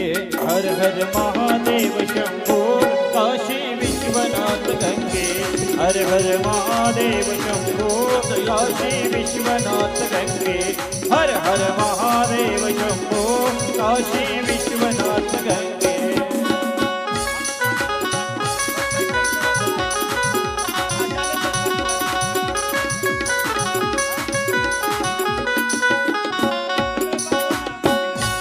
काशी विश्वनाथ गंगे काशी विश्वनाथ गंगे सदा शिव संगे काशी विश्वनाथ गंगे काशी विश्वनाथ गंगे काशी विश्वनाथ गंगे हर हर महादेव शंभो काशी विश्वनाथ गंगे हर हर महादेव शंभो काशी विश्वनाथ गंगे हर हर महादेव शंभो काशी विश्वनाथ गंगे हर हर महादेव शंभो काशी विश्वनाथ गंगे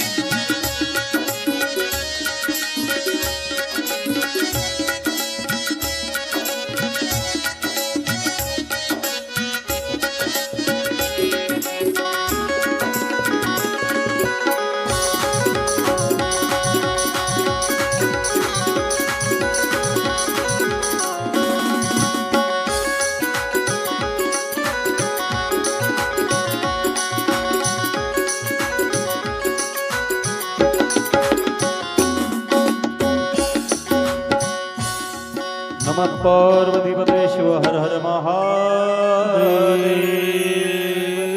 बसा आता सर्व खाली.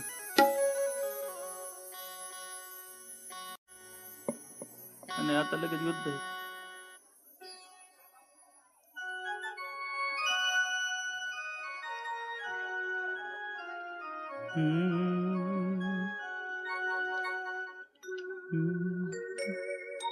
उमापति महादेव की हर हर हर हर महादेव.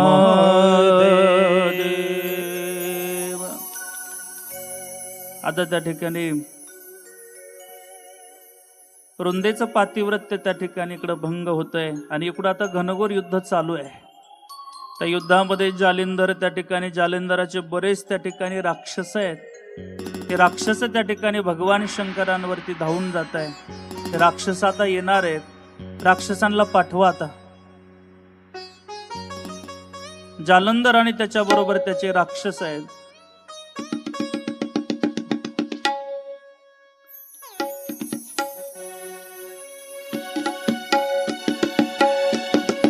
वा वा वा वा.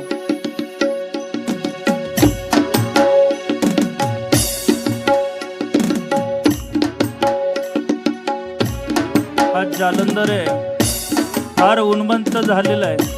देवादिकांना सळो की पळो करून टाकलेला आहे. त्याची काही सेना आहे.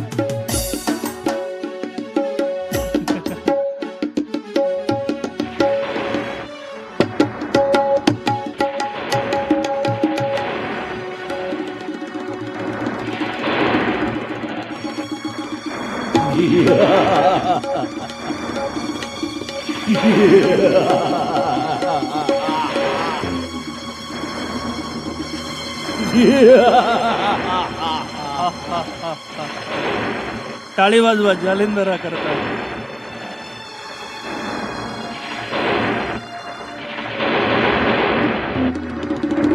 अनेक युद्धामध्ये अनेक देवादिकांना पराजित केलेला हा जालंधर आहे. भगवान विष्णूंना भगवान त्या ठिकाणी अनेक देवादिकांना त्यानं परास्त करून टाकलेला आहे. आणि मग आता त्या ठिकाणी त्याच्या पत्नीचं पातिव्रत्य भंग झालं. आणि मग आता त्या भगवान शंकर त्या ठिकाणी या रणांगणामध्ये येत आहेत. भगवान शंकर येईल द्या. भगवान शंकर त्या ठिकाणी येत आहेत.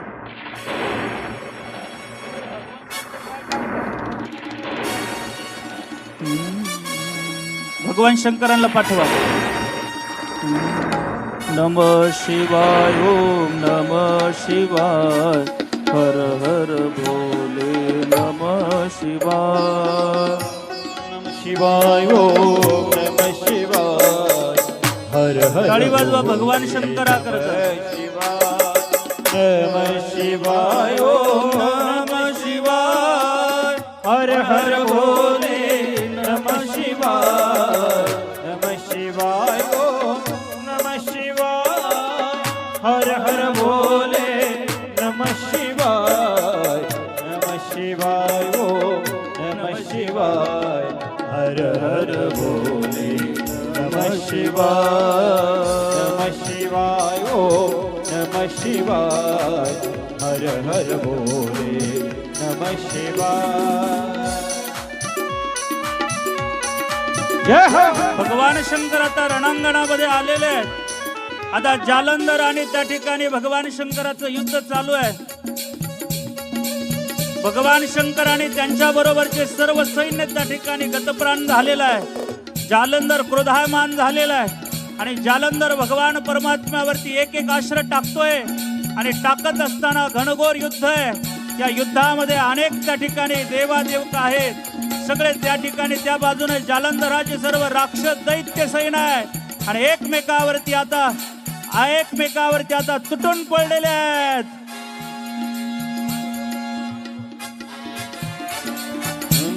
शिवाय ओम नमः शिवाय हर हर भोले नमः शिवाय. नमः शिवाय ओम नमः शिवाय हर हर भोले नमः शिवाय. आता जालंधराचं शिर त्या ठिकाणी भगवान परमात्मा म्हणजे शंकरजी त्या ठिकाणी उडवतात आणि जालंधर त्या ठिकाणी गतप्राण होतोय. सगळेजण जय जयकार त्या ठिकाणी करत आहे. नमः शिवाय ओम नमः शिवाय हर हर भोले नमः शिवाय. नमः शिवाय ओम नमः शिवाय हर हर भोले नमः शिवाय. नमः शिवाय ओम नमः शिवाय हर हर भोले नमः शिवाय. नमः शिवाय ओम नमः शिवाय हर हर भोले नमः शिवाय. नमः शिवाय ओम नमः शिवाय हर हर भोले नमः शिवाय. नमः शिवाय ओम नमः शिवाय हर हर भोले नमः शिवाय.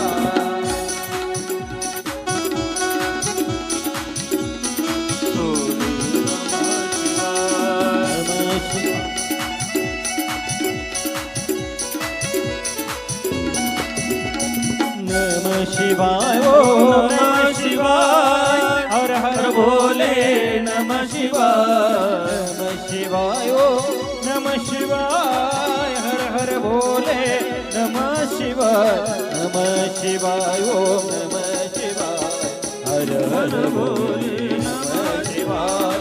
नमः शिवाय ओम नमः शिवाय हर हर भोले हर हर हर हर हर हर भोले हर हर हर हर हर हर हर नमः शिवाय.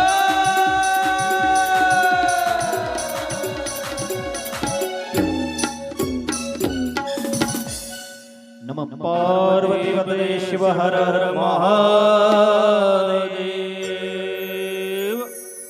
आता त्या ठिकाणी सर्व देवादिकांना आनंद होतोय. आनंद झाल्यानंतर त्या ठिकाणी जालंधर गतप्राण होतोय. जालंधर त्या ठिकाणी गतप्राण. टाळ्या वाजव्या सर्वांकरता. अतिशय सुंदर दृश्य केलंय महाराज. जालंधरानं तर अतिशय सुंदर त्या ठिकाणी ते उचलणार नाही, जाऊ द्या, नाही त्यांना पायी पायी.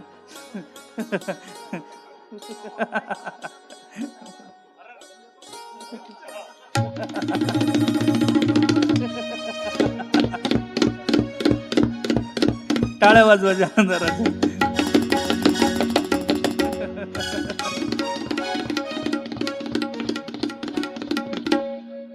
अतिशय सुंदर. जालंधर म्हणजे जालंधर होते महाराज. क्रोधायमान झालेले होते. भगवंतार्थी तुटून पडलेले होते. पण अतिशय सुंदर हे आपलेच आहेत सगळे, सगळी मंडळी फार सुंदर त्या ठिकाणी करते. पुन्हा टाळ्या वाजवा मारा. अतिशय सुंदर आहे, अतिशय. सर्व त्या ठिकाणी आनंद घेत आहे आणि आनंदच आहे, दुसरं काय महाराज. तरुणांनी एकत्र यावं, परमार्थ तरी वेगळा काय महाराज. एकत्र येणं आणि सगळ्यांचे विचारांची घेवाण व्हावी, हेच परमार्थाचं उद्दिष्ट आहे महाराज. आदरणीय बनकर साहेबांनी सांगितलं ही ऊर्जाच आहे. हे ऊर्जा इथे काय होते, चार्जिंग होते. हे चार्जिंग सिस्टीमच आहे. इथं आल्यानंतर वर्षभराची चार्जिंग आपल्याला करायची. त्यामुळे एकत्र येते, सगळ्यांचे विचार आपल्याला समन्वय होतात. पहा, सगळे धावपळीचं जीवन आहे महाराज. आपण एकत्र येणं फार अशक्य आहे. हे आपले धार्मिक कार्यक्रम आहे, धर्म म्हणून आपण एकत्रित येतो. नाही तर अशक्य आहे. काही काही वर्ष गावाकडे जात नाही. सप्ताह म्हणून काही काही गावाकडे 7-7 दिवस जातात. हे ते काय मानावं लागेल महाराज. म्हणून आपल्या धर्माच्या एका छत्राखाली आपण सगळे येतात महाराज. म्हणून आपल्याला अतिशय धर्म म्हणजे काय, हा धर्म म्हणजे पुण्य आहे महाराज. हे पुण्याचा संचयच इथं होतोय. सगळ्यांच्या विचाराची देवाणघेवाण होते, पाप निवृत्त होते आणि आपल्याला त्या ठिकाणी चांगले सदविचार इथून कळताय. दुसरं काहीच नाही. हेच कळावं महाराज. मुलांना आईला आई म्हणावं, बापाला बाप म्हणावं. म्हणजे काय इथं काय विचार मिळणार आहे, हेच विचार मिळणार आहे. मला वाटतं मोठ्यांचा आदर मान मर्यादा ठेवावा, हे इथून मिळणार आहे. नाही तर पहा बरं, आपल्याला भारत देश काय, आपली गोमाता काय, आपला त्या धर्म ग्रंथ कोणता, हे सगळ्या गोष्टी कळाव्या. याच करता आपली संस्कृती टिकावी. आपण संस्कृती निष्ठ व्हावं, धर्मनिष्ठ व्हावं, नीतिनिष्ठ व्हावं, व्यवहारनिष्ठ व्हावं. या सगळ्या गोष्टी आपल्याला इथून कळणार आहेत महाराज. या सगळ्या कळणार आहे. पहा बरं, आपण या सगळ्या गोष्टीला जबाबदार आपण हे सगळ्या निष्ठा आपल्याकडे असल्या पाहिजे. आपण संस्कृती निष्ठा असलो पाहिजे. आपली संस्कृती आपण जपली पाहिजे. आणि याच धर्ममंडपा हे शिकवेल महाराज. बाहेर फार त्या ठिकाणी वाबाळ फाटलंय महाराज. पुढे कळणार आहे आपल्याला, इथेच कळेल. पहा बरं, स्वामीजी ज्यावेळेस त्या ठिकाणी शिकागो धर्म परिषदेला गेले आणि ज्यावेळेस शिकागो धर्म परिषदेला गेल्यानंतर त्या अमेरिकेच्या लोकांना सांगितलं, स्वामीजी तुम्ही काय करा, तुम्ही त्या ठिकाणी काय करा, आमचे काहीतरी वस्त्र इथाले परिधान करा. ते टोप होता, सगळं काही त्यांना ते हॅट होते, मोठमोठे कोट होते, पायाचे मोठे बूट, काय सगळ्या काही व्यवस्था होत्या. पण स्वामीजीने काही स्वीकारलं नाही. फार आग्रह केला स्वामीजींचा. पूर्ण त्या ठिकाणी भगवा वस्त्र त्या ठिकाणी होतं, भगवी पगडी होती. नाही स्वीकारलं. पण आग्रह केला आणि मग त्यांनी त्या ठिकाणी काय स्वीकारलं, फक्त चप्पल त्यांची स्वीकारली. काय स्वीकारली? चप्पल. म्हणजे त्यांचे त्या ठिकाणी शूज चप्पल घातली, धर्म परिषदेकडे निघाले. निघाल्यानंतर ती लोक फार चिकित्सक राहतात महाराज, फार चिकित्सक आहे. म्हणून ते लोक मग चिकित्सेतूनच विज्ञानाची निर्मिती आहे आणि आपले लोक भावना प्रधान आहे. भावनेतूनच अध्यात्माची निर्मिती महाराज. त्या लोकांनी त्या ठिकाणी पाहिलं की स्वामीजींचा सगळा पेहराव त्या ठिकाणी भारतीय आहे, पण स्वामीजींची जी चप्पल आहे ती कशी आहे, ती अमेरिकेची आहे. का बरं असं घातलं असेल? त्यावेळेस स्वामीजींना एका त्या ठिकाणी श्रोत्यांना अडवलं, तिथल्या व्यक्तीनं अडवलं आणि स्वामीजींना हा प्रश्न केला, स्वामीजी मी तुमच्याकडे पाहतोय, तुमचा जो पेहराव आहे ना तो सगळा त्या ठिकाणी पेहराव कोणाचा आहे? भारतीय आहे. आणि तुम्ही त्या ठिकाणी जी त्या ठिकाणी चप्पल घातली ती अमेरिकेचे, का बरं घातले? त्यावेळेस त्यांनी अतिशय गोड उत्तर दिलं. त्यांनी सांगितलं, माझी जी संस्कृती आहे, माझी जी भारतीय संस्कृती आहे ती त्या ठिकाणी त्याग प्रधान संस्कृती आहे आणि तुमची संस्कृती ती भोग प्रधान आहे. मी काय केलंय? माझ्या संस्कृतीला मी डोक्यावर घेऊन नाचतोय आणि तुमच्या संस्कृतीला मी चप्पल रूपाने पाया खाली तुडवतोय, म्हणून मी पाया चपला घातल्या. हे कळावं महाराज आपल्याला. हे धर्मनिष्ठा, या आपल्या संस्कृती निष्ठा त्या जपल्या, इथं जपल्या जातील, बाहेर दुसरीकडे कुठं नाही जपल्या जाणार. हे फार गरजेचं आहे. म्हणून इथे विचारांची देवाणघेवाण होणार आहे. म्हणून अजून हे धर्मनिष्ठा इथे कळणार आहे. छत्रपती संभाजी महाराजांची काय धर्मनिष्ठा आहे महाराज. पहा बरं, ज्यावेळेस त्या औरंग्यानं पकडलं आणि त्या तुळापूरच्या तिथे आणलं आणि समोर उभं केलं धर्मवीर छत्रपती संभाजी महाराजांना आणि विचारलं त्या ठिकाणी, स्वीकारताय का आमचा धर्म?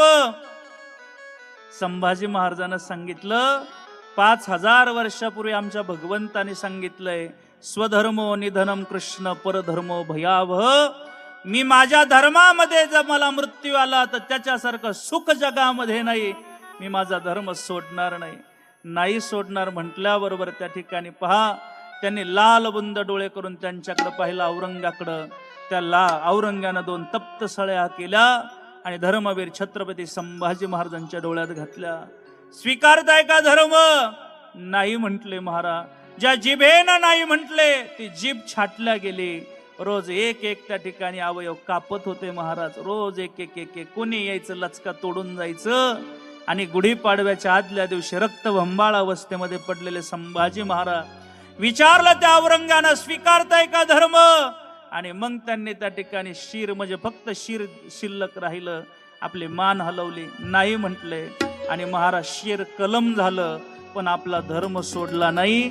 याला धर्मवीर छत्रपती संभाजी महाराज म्हणताय की इथे कळणारे महाराज, हे कुठं कळणारे? इथे कळणारे फार गरजेच्या गोष्टी आहे. आपण एका धर्मछत्राखाली आलो पाहिजे महाराज. याकरता ही सगळी व्यवस्था आहे. साधू संतांनी घालून दिलेला मार्ग आहे, त्यांनीच मार्ग घातलाय म्हणून आपण इथे येतोय. सगळे मुलं एकत्र येत आहे. चला, मला फार विषय लांबत गेला. मी असे विषय फार लांबत बोलेन, पण मला वेळेचा अभाव वाटतोय. आणि म्हणून त्या ठिकाणी अतिशय सुंदर त्या ठिकाणी आता युद्ध परिसमाप्ती झालं. आणि समाप्ती झाल्यानंतर युद्ध संपलं महाराज. आणि युद्ध संपल्याबरोबर रुंदेला त्या ठिकाणी पातिव्रत्य भंग झालं होतं ना. एक जण त्या ठिकाणी त्या जालंधराचं शिर घेऊन आला. आणि शिर घेऊन आल्यानंतर त्या ठिकाणी शिर घेतलं आणि त्या रुंदेला आवाज दिला, आई साहेब बाहेर या. आपल्या त्या ठिकाणी मालकांचा त्या ठिकाणी शिरात छेद झालाय. बाहेर पाहते तर शिर आहे, आत पाहिलं तर त्या ठिकाणी आपला मालक आहे. कोण खरा आहे काही कळेना. आणि कळेना म्हटल्याबरोबर, या गणेश भाऊ या, कोण आहे काही कळेना म्हटल्याबरोबर तेवढ्यामध्ये काय झालं, आपल्या कथेला मी म्हटलं होतं ना भेट देण्याकरता येणारे. आपल्या कामरगावला देवस्थान आहे, दत्त देवस्थान, फार मोठं देवस्थान आहे. त्याच्या आदरणीय आमचे फार 2-3 वर्षापासून तिथे रामकथा होते अशा आदरणीय गणेश भाऊ ठोकर यांच्याकरता सगळ्यांनी जोरदार टाळ्या वाजवा. एवढ्या दूरवरून आपल्या कथेला भेट देण्याकरता आले. साक्षात दत्त देवस्थान त्या ठिकाणी आपल्या श्री विठ्ठल रुक्मिणी देवस्थानला भेटण्याकरता आले. म्हणून त्यांच्याही चरणावरती विनम्र इतिहासाचे रंगरूप हे आलेय सोहळ्यास. इतिहासाचे रंगरूप हे आलेय सोहळ्यास. स्वागतम सुस्वागतम हा मानाचा मुजरा.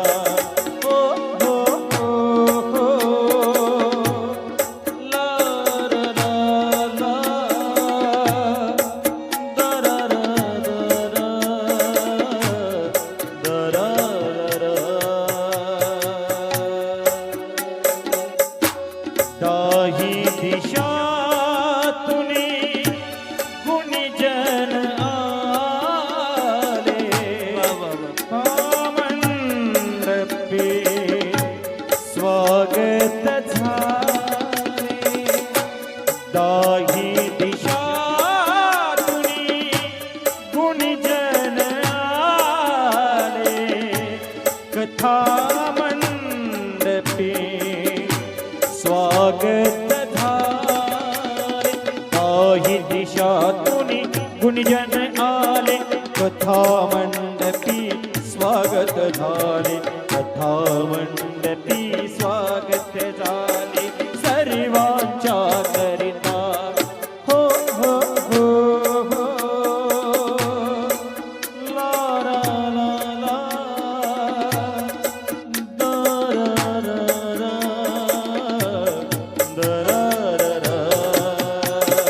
इतिहासाचे रंगरूप हे आले या सोहळ्यात.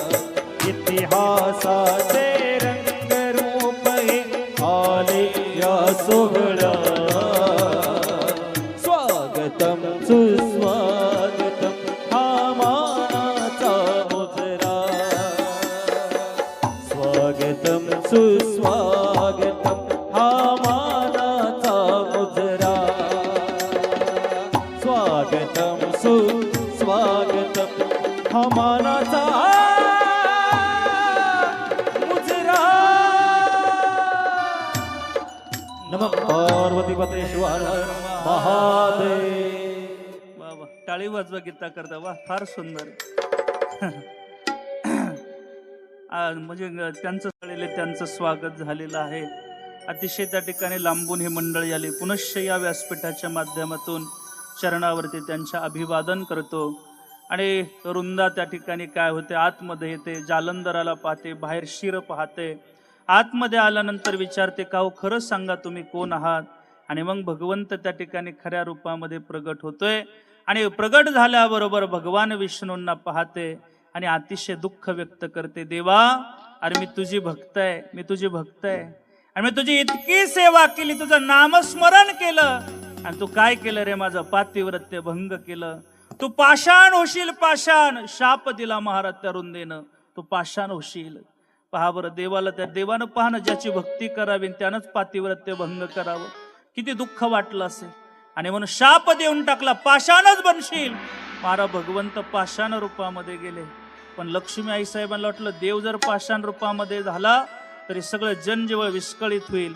लक्ष्मी त्या ठिकाणी आल्या आणि त्या ठिकाणी रुंदेला त्या ठिकाणी सांगतायत, रुंदेची प्रार्थना करतात, अगं तुझा मालक त्या ठिकाणी राक्षस होता, सगळ्या देवादिकांना त्यानं सळो की पळो करून सोडलं होतं, आणि म्हणून त्या ठिकाणी काय केलंय, म्हणून देवानं तुझं पातिव्रत्य भंग करण्याकरता ही अवतार धारण केला होता.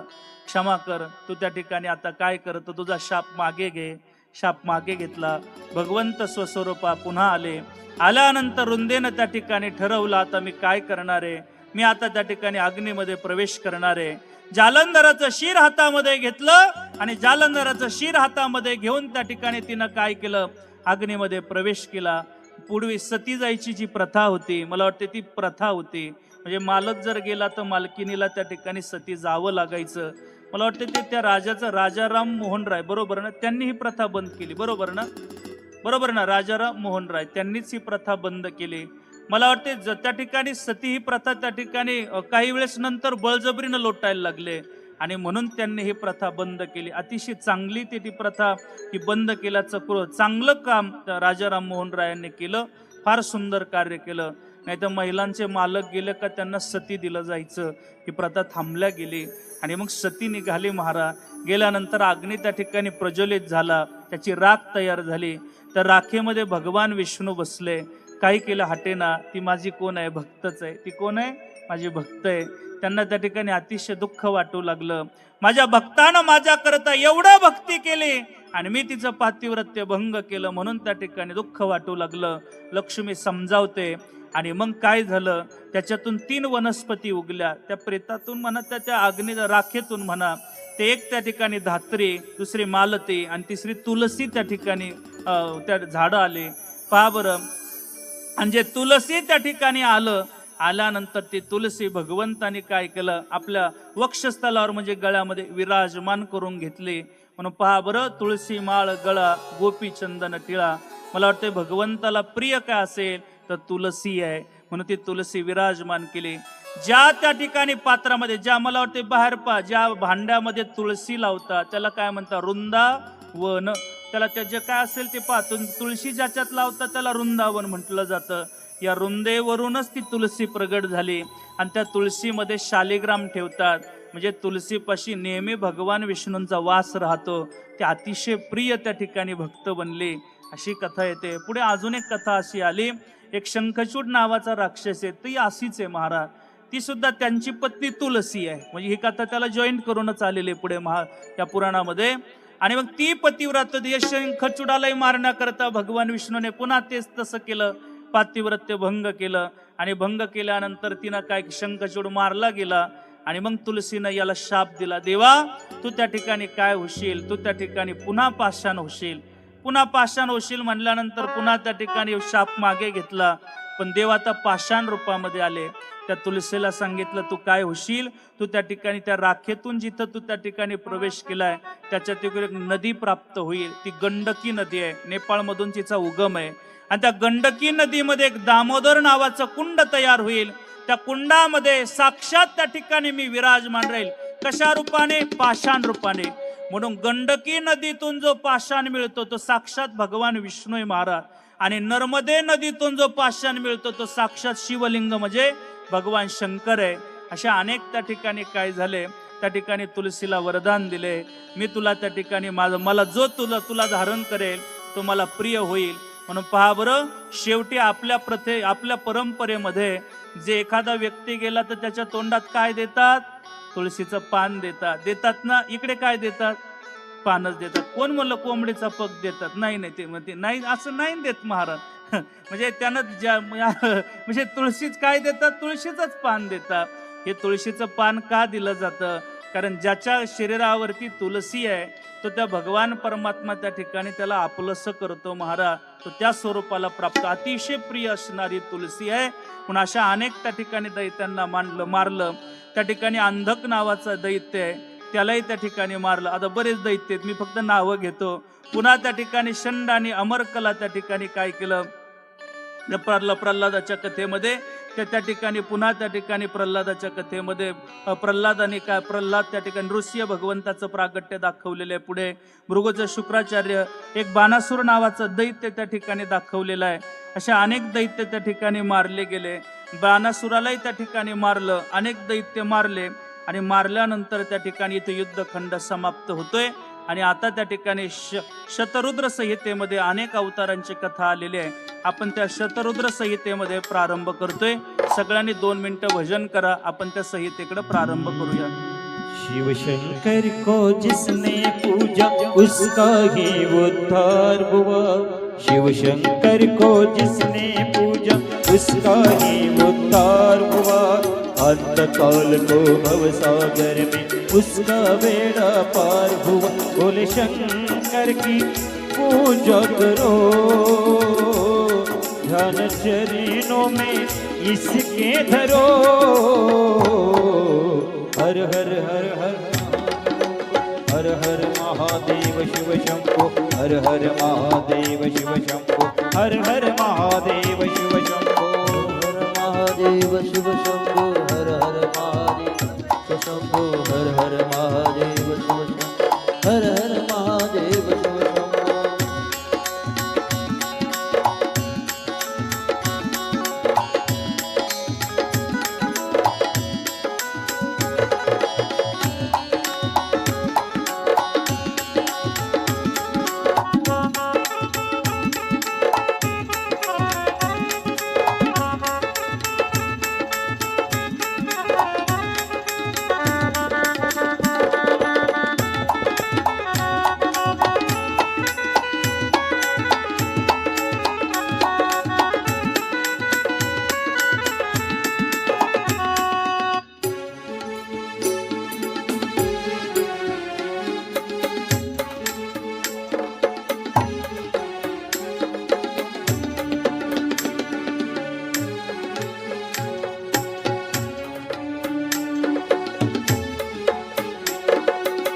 शंकर को जिसने पूजा उसका ये उद्धार हुआ.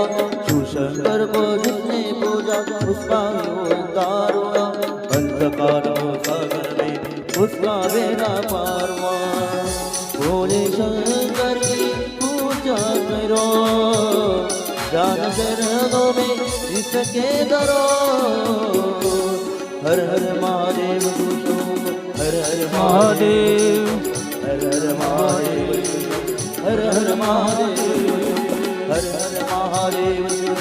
हर हर महादेव शिव शंभो. हर हर महादेव शिव शंभो. हर हर महादेव शिव शंभो.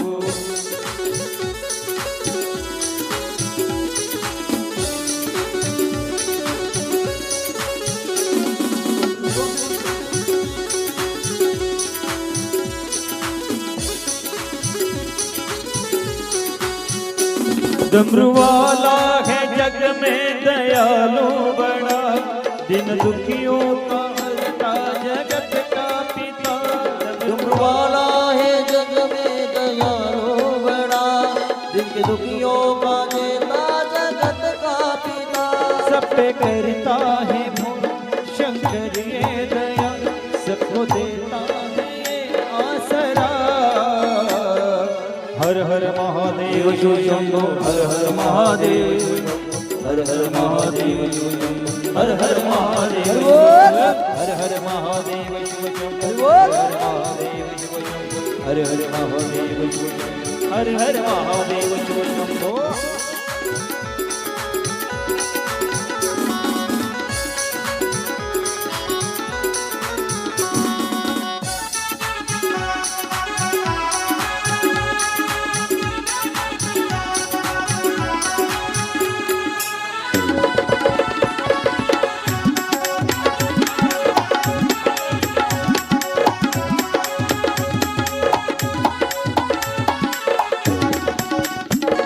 नमः पार्वतीपते शिव हर हर महादेव शतरुद्र संहितेमध्ये प्रारंभ होतोय. तिथे त्या ठिकाणी भगवान परमात्म्याच्या 5 मुखांचं वर्णन आले. भगवान परमात्म्याला 5 मुख आहेत. एक ईशान आहे, एक पुरुष आहे, एक घोर आहे, एक वामदेव आहे आणि सत्युजात आहे. आपण मंदिरात गेल्यानंतर 5 वेळा टाळ्या वाजवतो. किती वेळा वाजवतोय भगवान शंकराच्या? तर 5 वेळा. काहींना माहीतच नाही 5 वेळा वाजवल्या पाहिजे. किती वेळा? 5 वेळा. का बरं? कारण तो पंचमुखी आहे म्हणून 5 वेळा टाळी वाजवली पाहिजे. म्हणून त्या ठिकाणी त्याचे नावं सांगितले जातात. ईशान, पुरुष, घोर, वामदेव आणि सत्योजात असे पंचमुख आहे म्हणून 5 वेळा टाळी वाजावी. आता त्या ठिकाणी त्याच्या 8 नावांची लीला केल्या. 8 प्रकारची उपासना त्याला सांगितली जाते. त्याला शिव म्हटलं जातं, त्याला महेश्वर म्हटलं जातं, त्याला पितामह म्हटलं जातं, त्याला सर्वज्ञ म्हटलं जातं, त्याला रुद्र म्हटलं जातं, त्याला विष्णू म्हटलं जातं, त्याला संसार वैद्य म्हटलं जातं, त्याला परमात्मा म्हटलं जातं. अशा त्या ठिकाणी 8 नावांची उपासना सांगितलेली आहे. व्यासदेवाने त्या ठिकाणी सनकादिकांचा संवाद आहे. त्याच्यामध्ये अर्धनारी नटेश्वर का प्रगट झाले त्याचंही फार गोड वर्णन आलेलं आहे. ब्रह्म त्या ठिकाणी सांगतायत ब्रह्म सर्व व्यापक आहे. तोच त्या ठिकाणी ब्रह्म विष्णू महेश आहे आणि त्याच ठिकाणी त्यानं त्या रुद्र त्या ठिकाणी तोच आहे. त्यानंच काय केलं त्या ठिकाणी एका अंगानं त्या ठिकाणी काय झालं? शिव झालं आणि एका अंगानं त्या ठिकाणी जगदंबा म्हणजे पार्वती झाला. ब्रह्मदेवाच्या समोर तो शिव अर्धनारी नटेश्वर त्या ठिकाणी प्रगट झालेला आहे आणि म्हणून एका भागातून त्या ठिकाणी स्त्रिया प्रगट झाल्या आणि एका भागातून पुरुष निर्माण झालं. हे असं त्या ठिकाणी अर्धनारी नटेश्वर प्रगट झालेलं आहे. पुढे नंदी कसा प्रगट झाला असा प्रश्न विचारल्यानंतर शिलादाची तपश्चर्येमध्ये त्याच्या घरी अयोनी संभवानं नंदी प्रगट झाला असे त्या ठिकाणी वर्णन आलेलं आहे. मग व्यासदेव महाराजांना सनकादिकांना पुन्हा प्रश्न केला. व्यासदेव सनकादिकांना करताय मला 11 रुद्र त्या ठिकाणी अवतार घेतले होते. मला भगवंताचे 11 रुद्र आहे. ते कोणते कोणते आहे? मला 11 रुद्र भगवंताची सहाय्य करण्याकरता भगवान शंकराने अवतार रुद्र रूपाने घेतला. तोच त्या ठिकाणी कपाली आहे, त्याला पिंगल म्हणताय, त्याला भीम म्हणताय, एक विरूपाक्ष म्हणताय, की विलोहित म्हणताय, एक रुद्र म्हणताय, एक अजपाद म्हणताय, अहिरंग गुद्ध म्हणताय, एक शंभू म्हणताय, एक चंड म्हणतात आणि एक भव म्हणतात. ते देवतांचं सहाय्य करण्याकरता रुद्र त्या ठिकाणी प्रगट झाले. पुढे भैरवाची उत्पत्ती कशी झाली एवढं सांगा. तर भैरवाची ब्रह्मदेव खोटं बोलले म्हणून त्यांनी काय केलं? रुद्रानं एक त्या ठिकाणी आपल्या जटा उपटली, त्याच्यातून काळ भैरव प्रगट झाले आणि म्हणून असे त्या ठिकाणी त्याचे काय करा 10 रूप त्या ठिकाणी भगवंताने घेतलेले आहेत. त्याही रूपाचं त्या ठिकाणी वर्णन आलेलं आहे. त्याला महाकाल म्हणतायत म्हणून महाकाल तो त्या रूपामध्ये आला. पार्वती महाकाली झाली. तो त्या ठिकाणी तार झाला, भगवती तारा झाली. भगवान भुवनेश्वर झाला, ही बाल भुवनेश्वरी भगवती झाली. ही षोडश श्री विद्येत झाला, ती श्री विद्या झाली. हा भैरव झाला, ती भैरवी झाली. हे छिन्न मस्तक झाला, ही छिन्न मस्ता झाली. एक धूमवान झाला, ही धुमावती झाली. ही वगलामुख झाला, तो वगलामुखी झाली.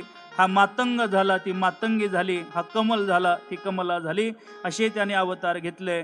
त्यानं त्या ठिकाणी दुर्वासांच्याही घरी त्या ठिकाणी दुर्वास रूपानं अत्रे आणि अनुसयाची थई अवतार प्रगट झाला. म्हणजे त्या दुर्वासा म्हणजे शंकराचा अवतार आहे, तो तिथे प्रगट झाला. मग हे तिन्ही देवांचं एकत्रीकरण त्या ठिकाणी दत्त भगवंत काय झाले? एकत्रीकरण प्रगट झाले. पण हा दुर्वासा शंकरांचा अवतार आहे. म्हणजे हनुमंत त्या ठिकाणी सनकादिक आणि व्यासांच्या संवादामध्ये विचारलं, हनुमंतराय सुद्धा जर कोणाचा अवतार आहे? म्हणजे शंकरांचा आहे. म्हणजे तो त्या ठिकाणी कसा प्रगट झाला त्याचंही वर्णन आलं. म्हणजे अंजनीच्या तपासाठी महारुद्र आले कोठे? अंजनीच्या तपासाठी महारुद्र त्या ठिकाणी आले. आणि मग आल्यानंतर त्या ठिकाणी काय झालं? या हनुमंतरायनं अगोदर तर त्या ठिकाणी बाल रूपामध्ये हे त्या ठिकाणी शंकरच आहे. पहा बरं, त्या ज्ञानेश्वरीमध्ये एक ओवी आली, ध्वजस्तंभावरी वानरू हा मूर्तिमंत शंकरू. मला वाटते त्या ध्वजस्तंभावरी जो वानर आहे तो मूर्तिमंत शंकरच आहे. म्हणजे हा शंकराचा अवतारच आहे. यानं काय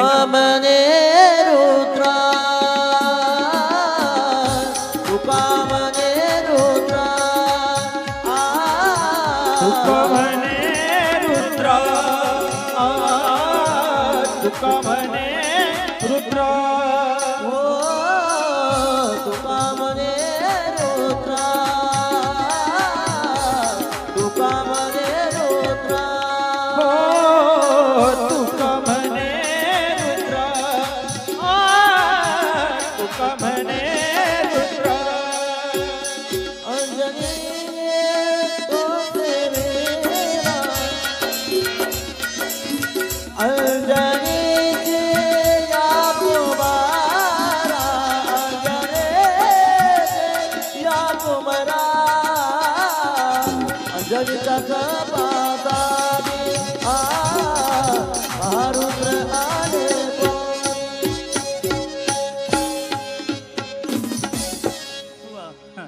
तुका म्हणे महारुद्रा आणि अंजनीचे या कुमारा ते प्रगट झाले महाराज. हा भगवान शंकराचाच रुद्र त्या ठिकाणी हनुमंत आहे. हनुमंत का नाव पडलं? लहान होते ना त्यावेळेस त्यांनी तो सूर्य पाहिला आणि असं त्या ठिकाणी त्यांना वाटलं फळच आहे. फळ खाण्याकरता गेले आणि त्यांनी तो सूर्यच गिळून टाकला.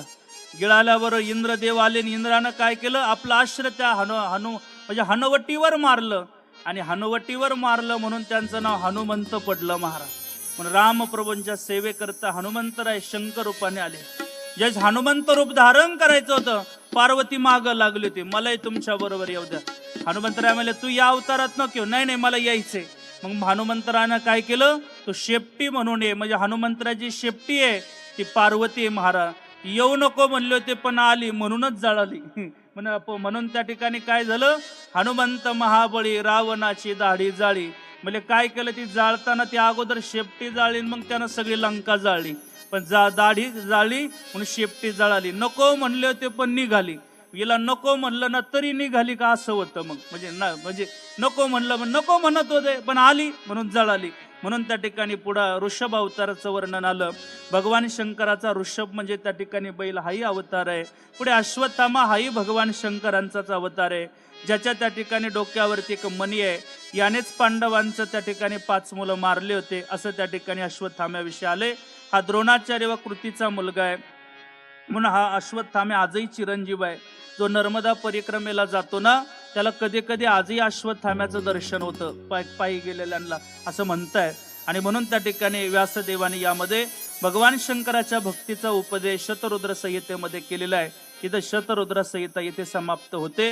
मी धावत्या गतीत सांगतोय. उद्या सगळे आपल्याला शिवलिंग पाहायचे म्हणून मला हे थोडं सांगावं वाटतंय. आणि म्हणून त्या ठिकाणी पुढे त्या ठिकाणी आता काय होते? पुढे कोटी रुद्र संहिता प्रारंभ होते. आणि या कोटी रुद्र संहितेमध्ये त्या ठिकाणी 4 संहिता आहेत. याच्यामध्ये सगळ्या त्या ठिकाणी शिवलिंगाची कथा येते. आज आपल्याला एका गोकर्ण शिवलिंगाची कथा पाहायची. तोपर्यंत अगोदर आपण सगळ्यांनी एक थोडं भजन करा. सगळ्यांनी आनंद घ्या. सगळ्यांनी आनंद घ्या. माऊली आता अतिशय माऊली त्या ठिकाणी आलेत. माऊली आपल्याला सगळ्यांना आनंद आहे. सगळ्यांनी उभे राहा आणि आनंद घ्या. सगळ्यांनी आनंद घ्या. गोल राऊंड करा अतिशय उत्साहामध्ये. एकच दिवस राहिला आता.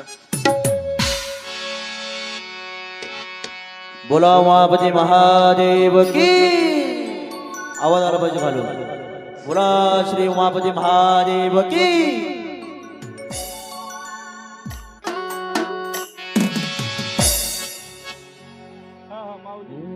महादेवा जय महादेवा शंभुदेवा जय महादेवा. महादेवा जय महादेवा. सगळ्यांनी आनंद घ्या. आजचा दिवस आहे. जय महादेवा. महादेवा जय महादेवा शंभुदेवा जय शंभुदेवा. महादेवा जय महादेवा शंभुदेवा जय महादेवा.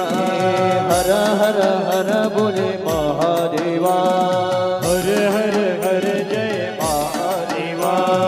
जय जय जय बोले शंभुदेवा. जय जय जय जय शंभुदेवा. जय जय जय बोले शंभुदेवा. जय जय जय बोले शंभुदेवा. हर हर हर बोले महादेवा. हर हर हर बोले महादेवा. जय हो. देवा जय महादेवा. महादेवा जय महादेवा. महादेवा जय महादेवा. हर हर हर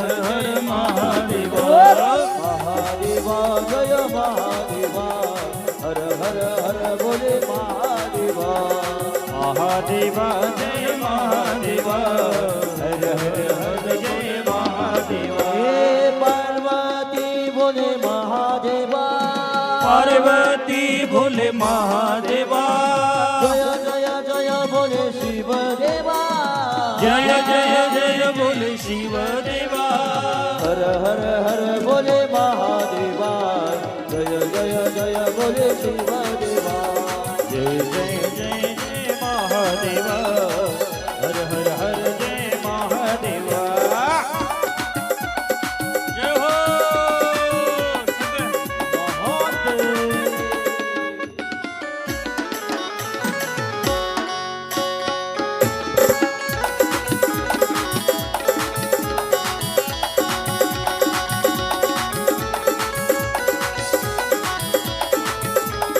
हे हर हर हर बोले महादेवा हर हर हर भोले महादेवा हे जय जय जय बोले शिव देवा जय जय जय बोले शंभु देवा हर हर हर हर हर हर हर हर जय जय जय बोले महादेवा शिव शिव शिव बोले महादेवा जय जय जय बोले शंभु देवा हर हर हर जय महादेवा जय जय जय बोले शंभु देवा जय जय जय बोले महादेवा जय जय जय जय शंभु देवा जय जय जय जय महादेवा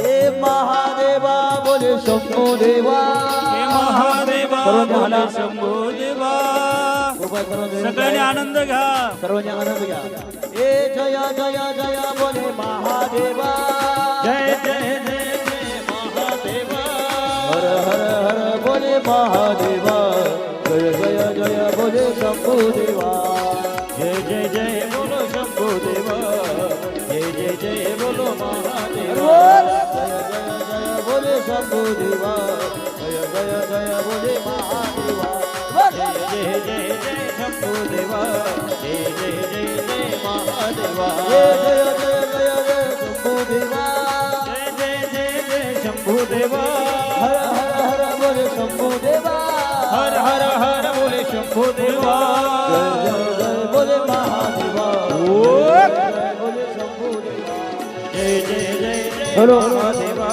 जय जय जय जय शंभु देवा जय जय जय बोले महादेवा जय जय जय बोले शंभु देवा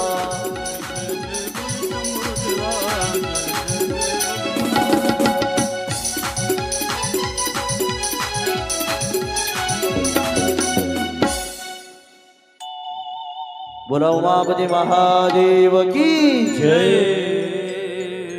हर हर हर महादेव बसा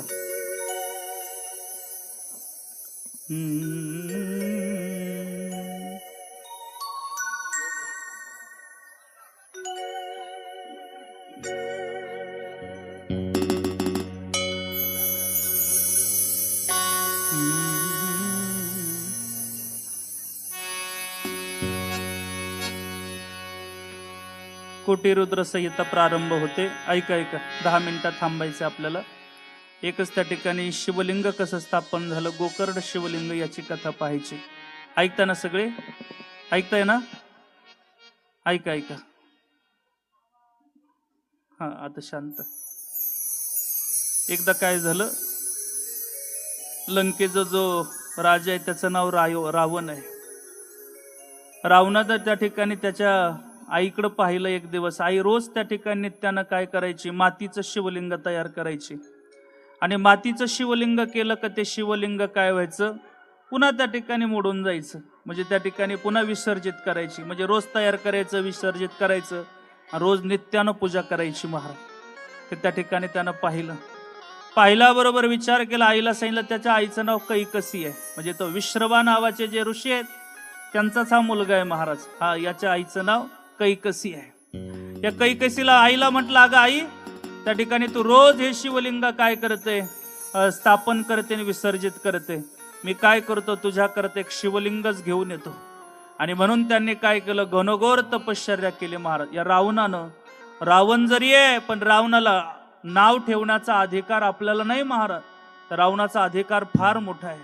तो शंकराचा अतिशय निस्सीम भक्त आहे आणि त्यानं तपश्चर्याला बसला. आता रावण त्या ठिकाणी येतोय. रावण कुठे? रावणाला येऊ द्या. रावणाची तपश्चर्या चालू आहे, येऊ द्या. कुठे गेले? येऊ द्या रावण.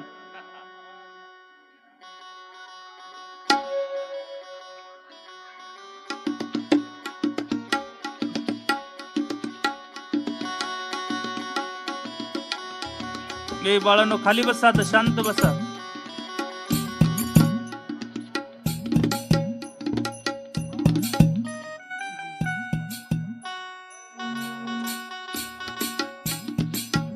रावण त्या ठिकाणी तपश्चर्या करत आहे आणि तपश्चर्या चालू आहे.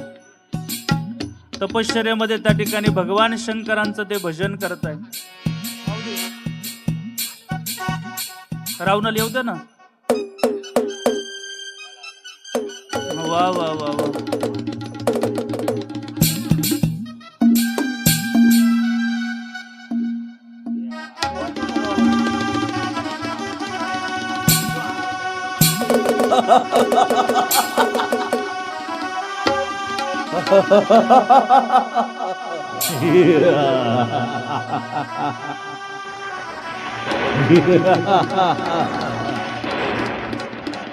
हा रावण लंकाधिपती महाराज.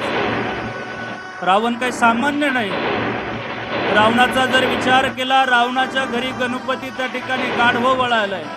गाढवळी गजानन आणि सटवीकरी बाळणपण, नवग्रहाच्या पायऱ्या ज्याच्या त्या ठिकाणी आसनावर चढण्या करत आहे.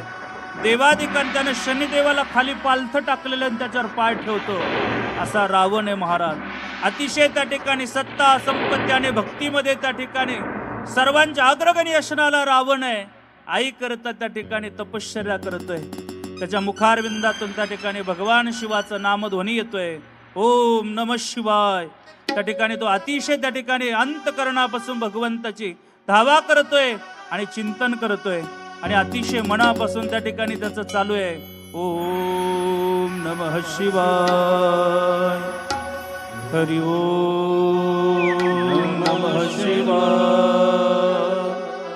हरि ओम नमः शिवाय, हरि ओम नमः शिवाय, हरि ओम नमः शिवाय. त्याची साधना चालू आहे, त्याचं तप चालू आहे. आणि तप चालू असताना त्या ठिकाणी भगवान शंकर त्याच्यावर प्रसन्न झाले आणि भगवान शंकर त्या ठिकाणी प्रसन्न होत आहे.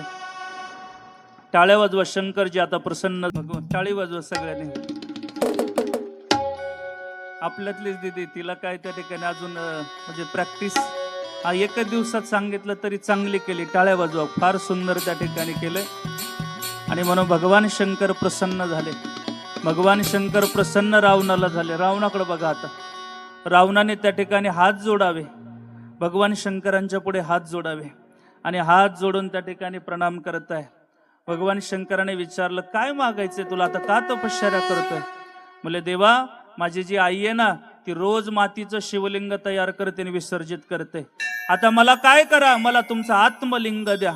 आणि म्हणून आत्मलिंग द्या म्हटल्यानंतर भगवान शंकरानं त्या ठिकाणी सांगितलं, देतो, पण एक त्या ठिकाणी अट आहे की वाटेमध्ये त्या ठिकाणी, आता इथून कैलासावरून आता तू कुठे जाणार आहे, लंकेपर्यंत जाणार आहे, पण मध्ये कुठे त्या ठिकाणी ठेवू नको. सांगितलं, काळजी करू नका. आणि म्हणून त्या ठिकाणी आत्मलिंग भगवान शंकराने त्या ठिकाणी रावणाकडे दिलं. आत्मलिंग त्या ठिकाणी देत आहे आणि आत्मलिंग आता त्या रावणानं त्या ठिकाणी घेतलं. आत्मलिंग घेतलं. अतिशय त्या ठिकाणी आनंद वाटला राम.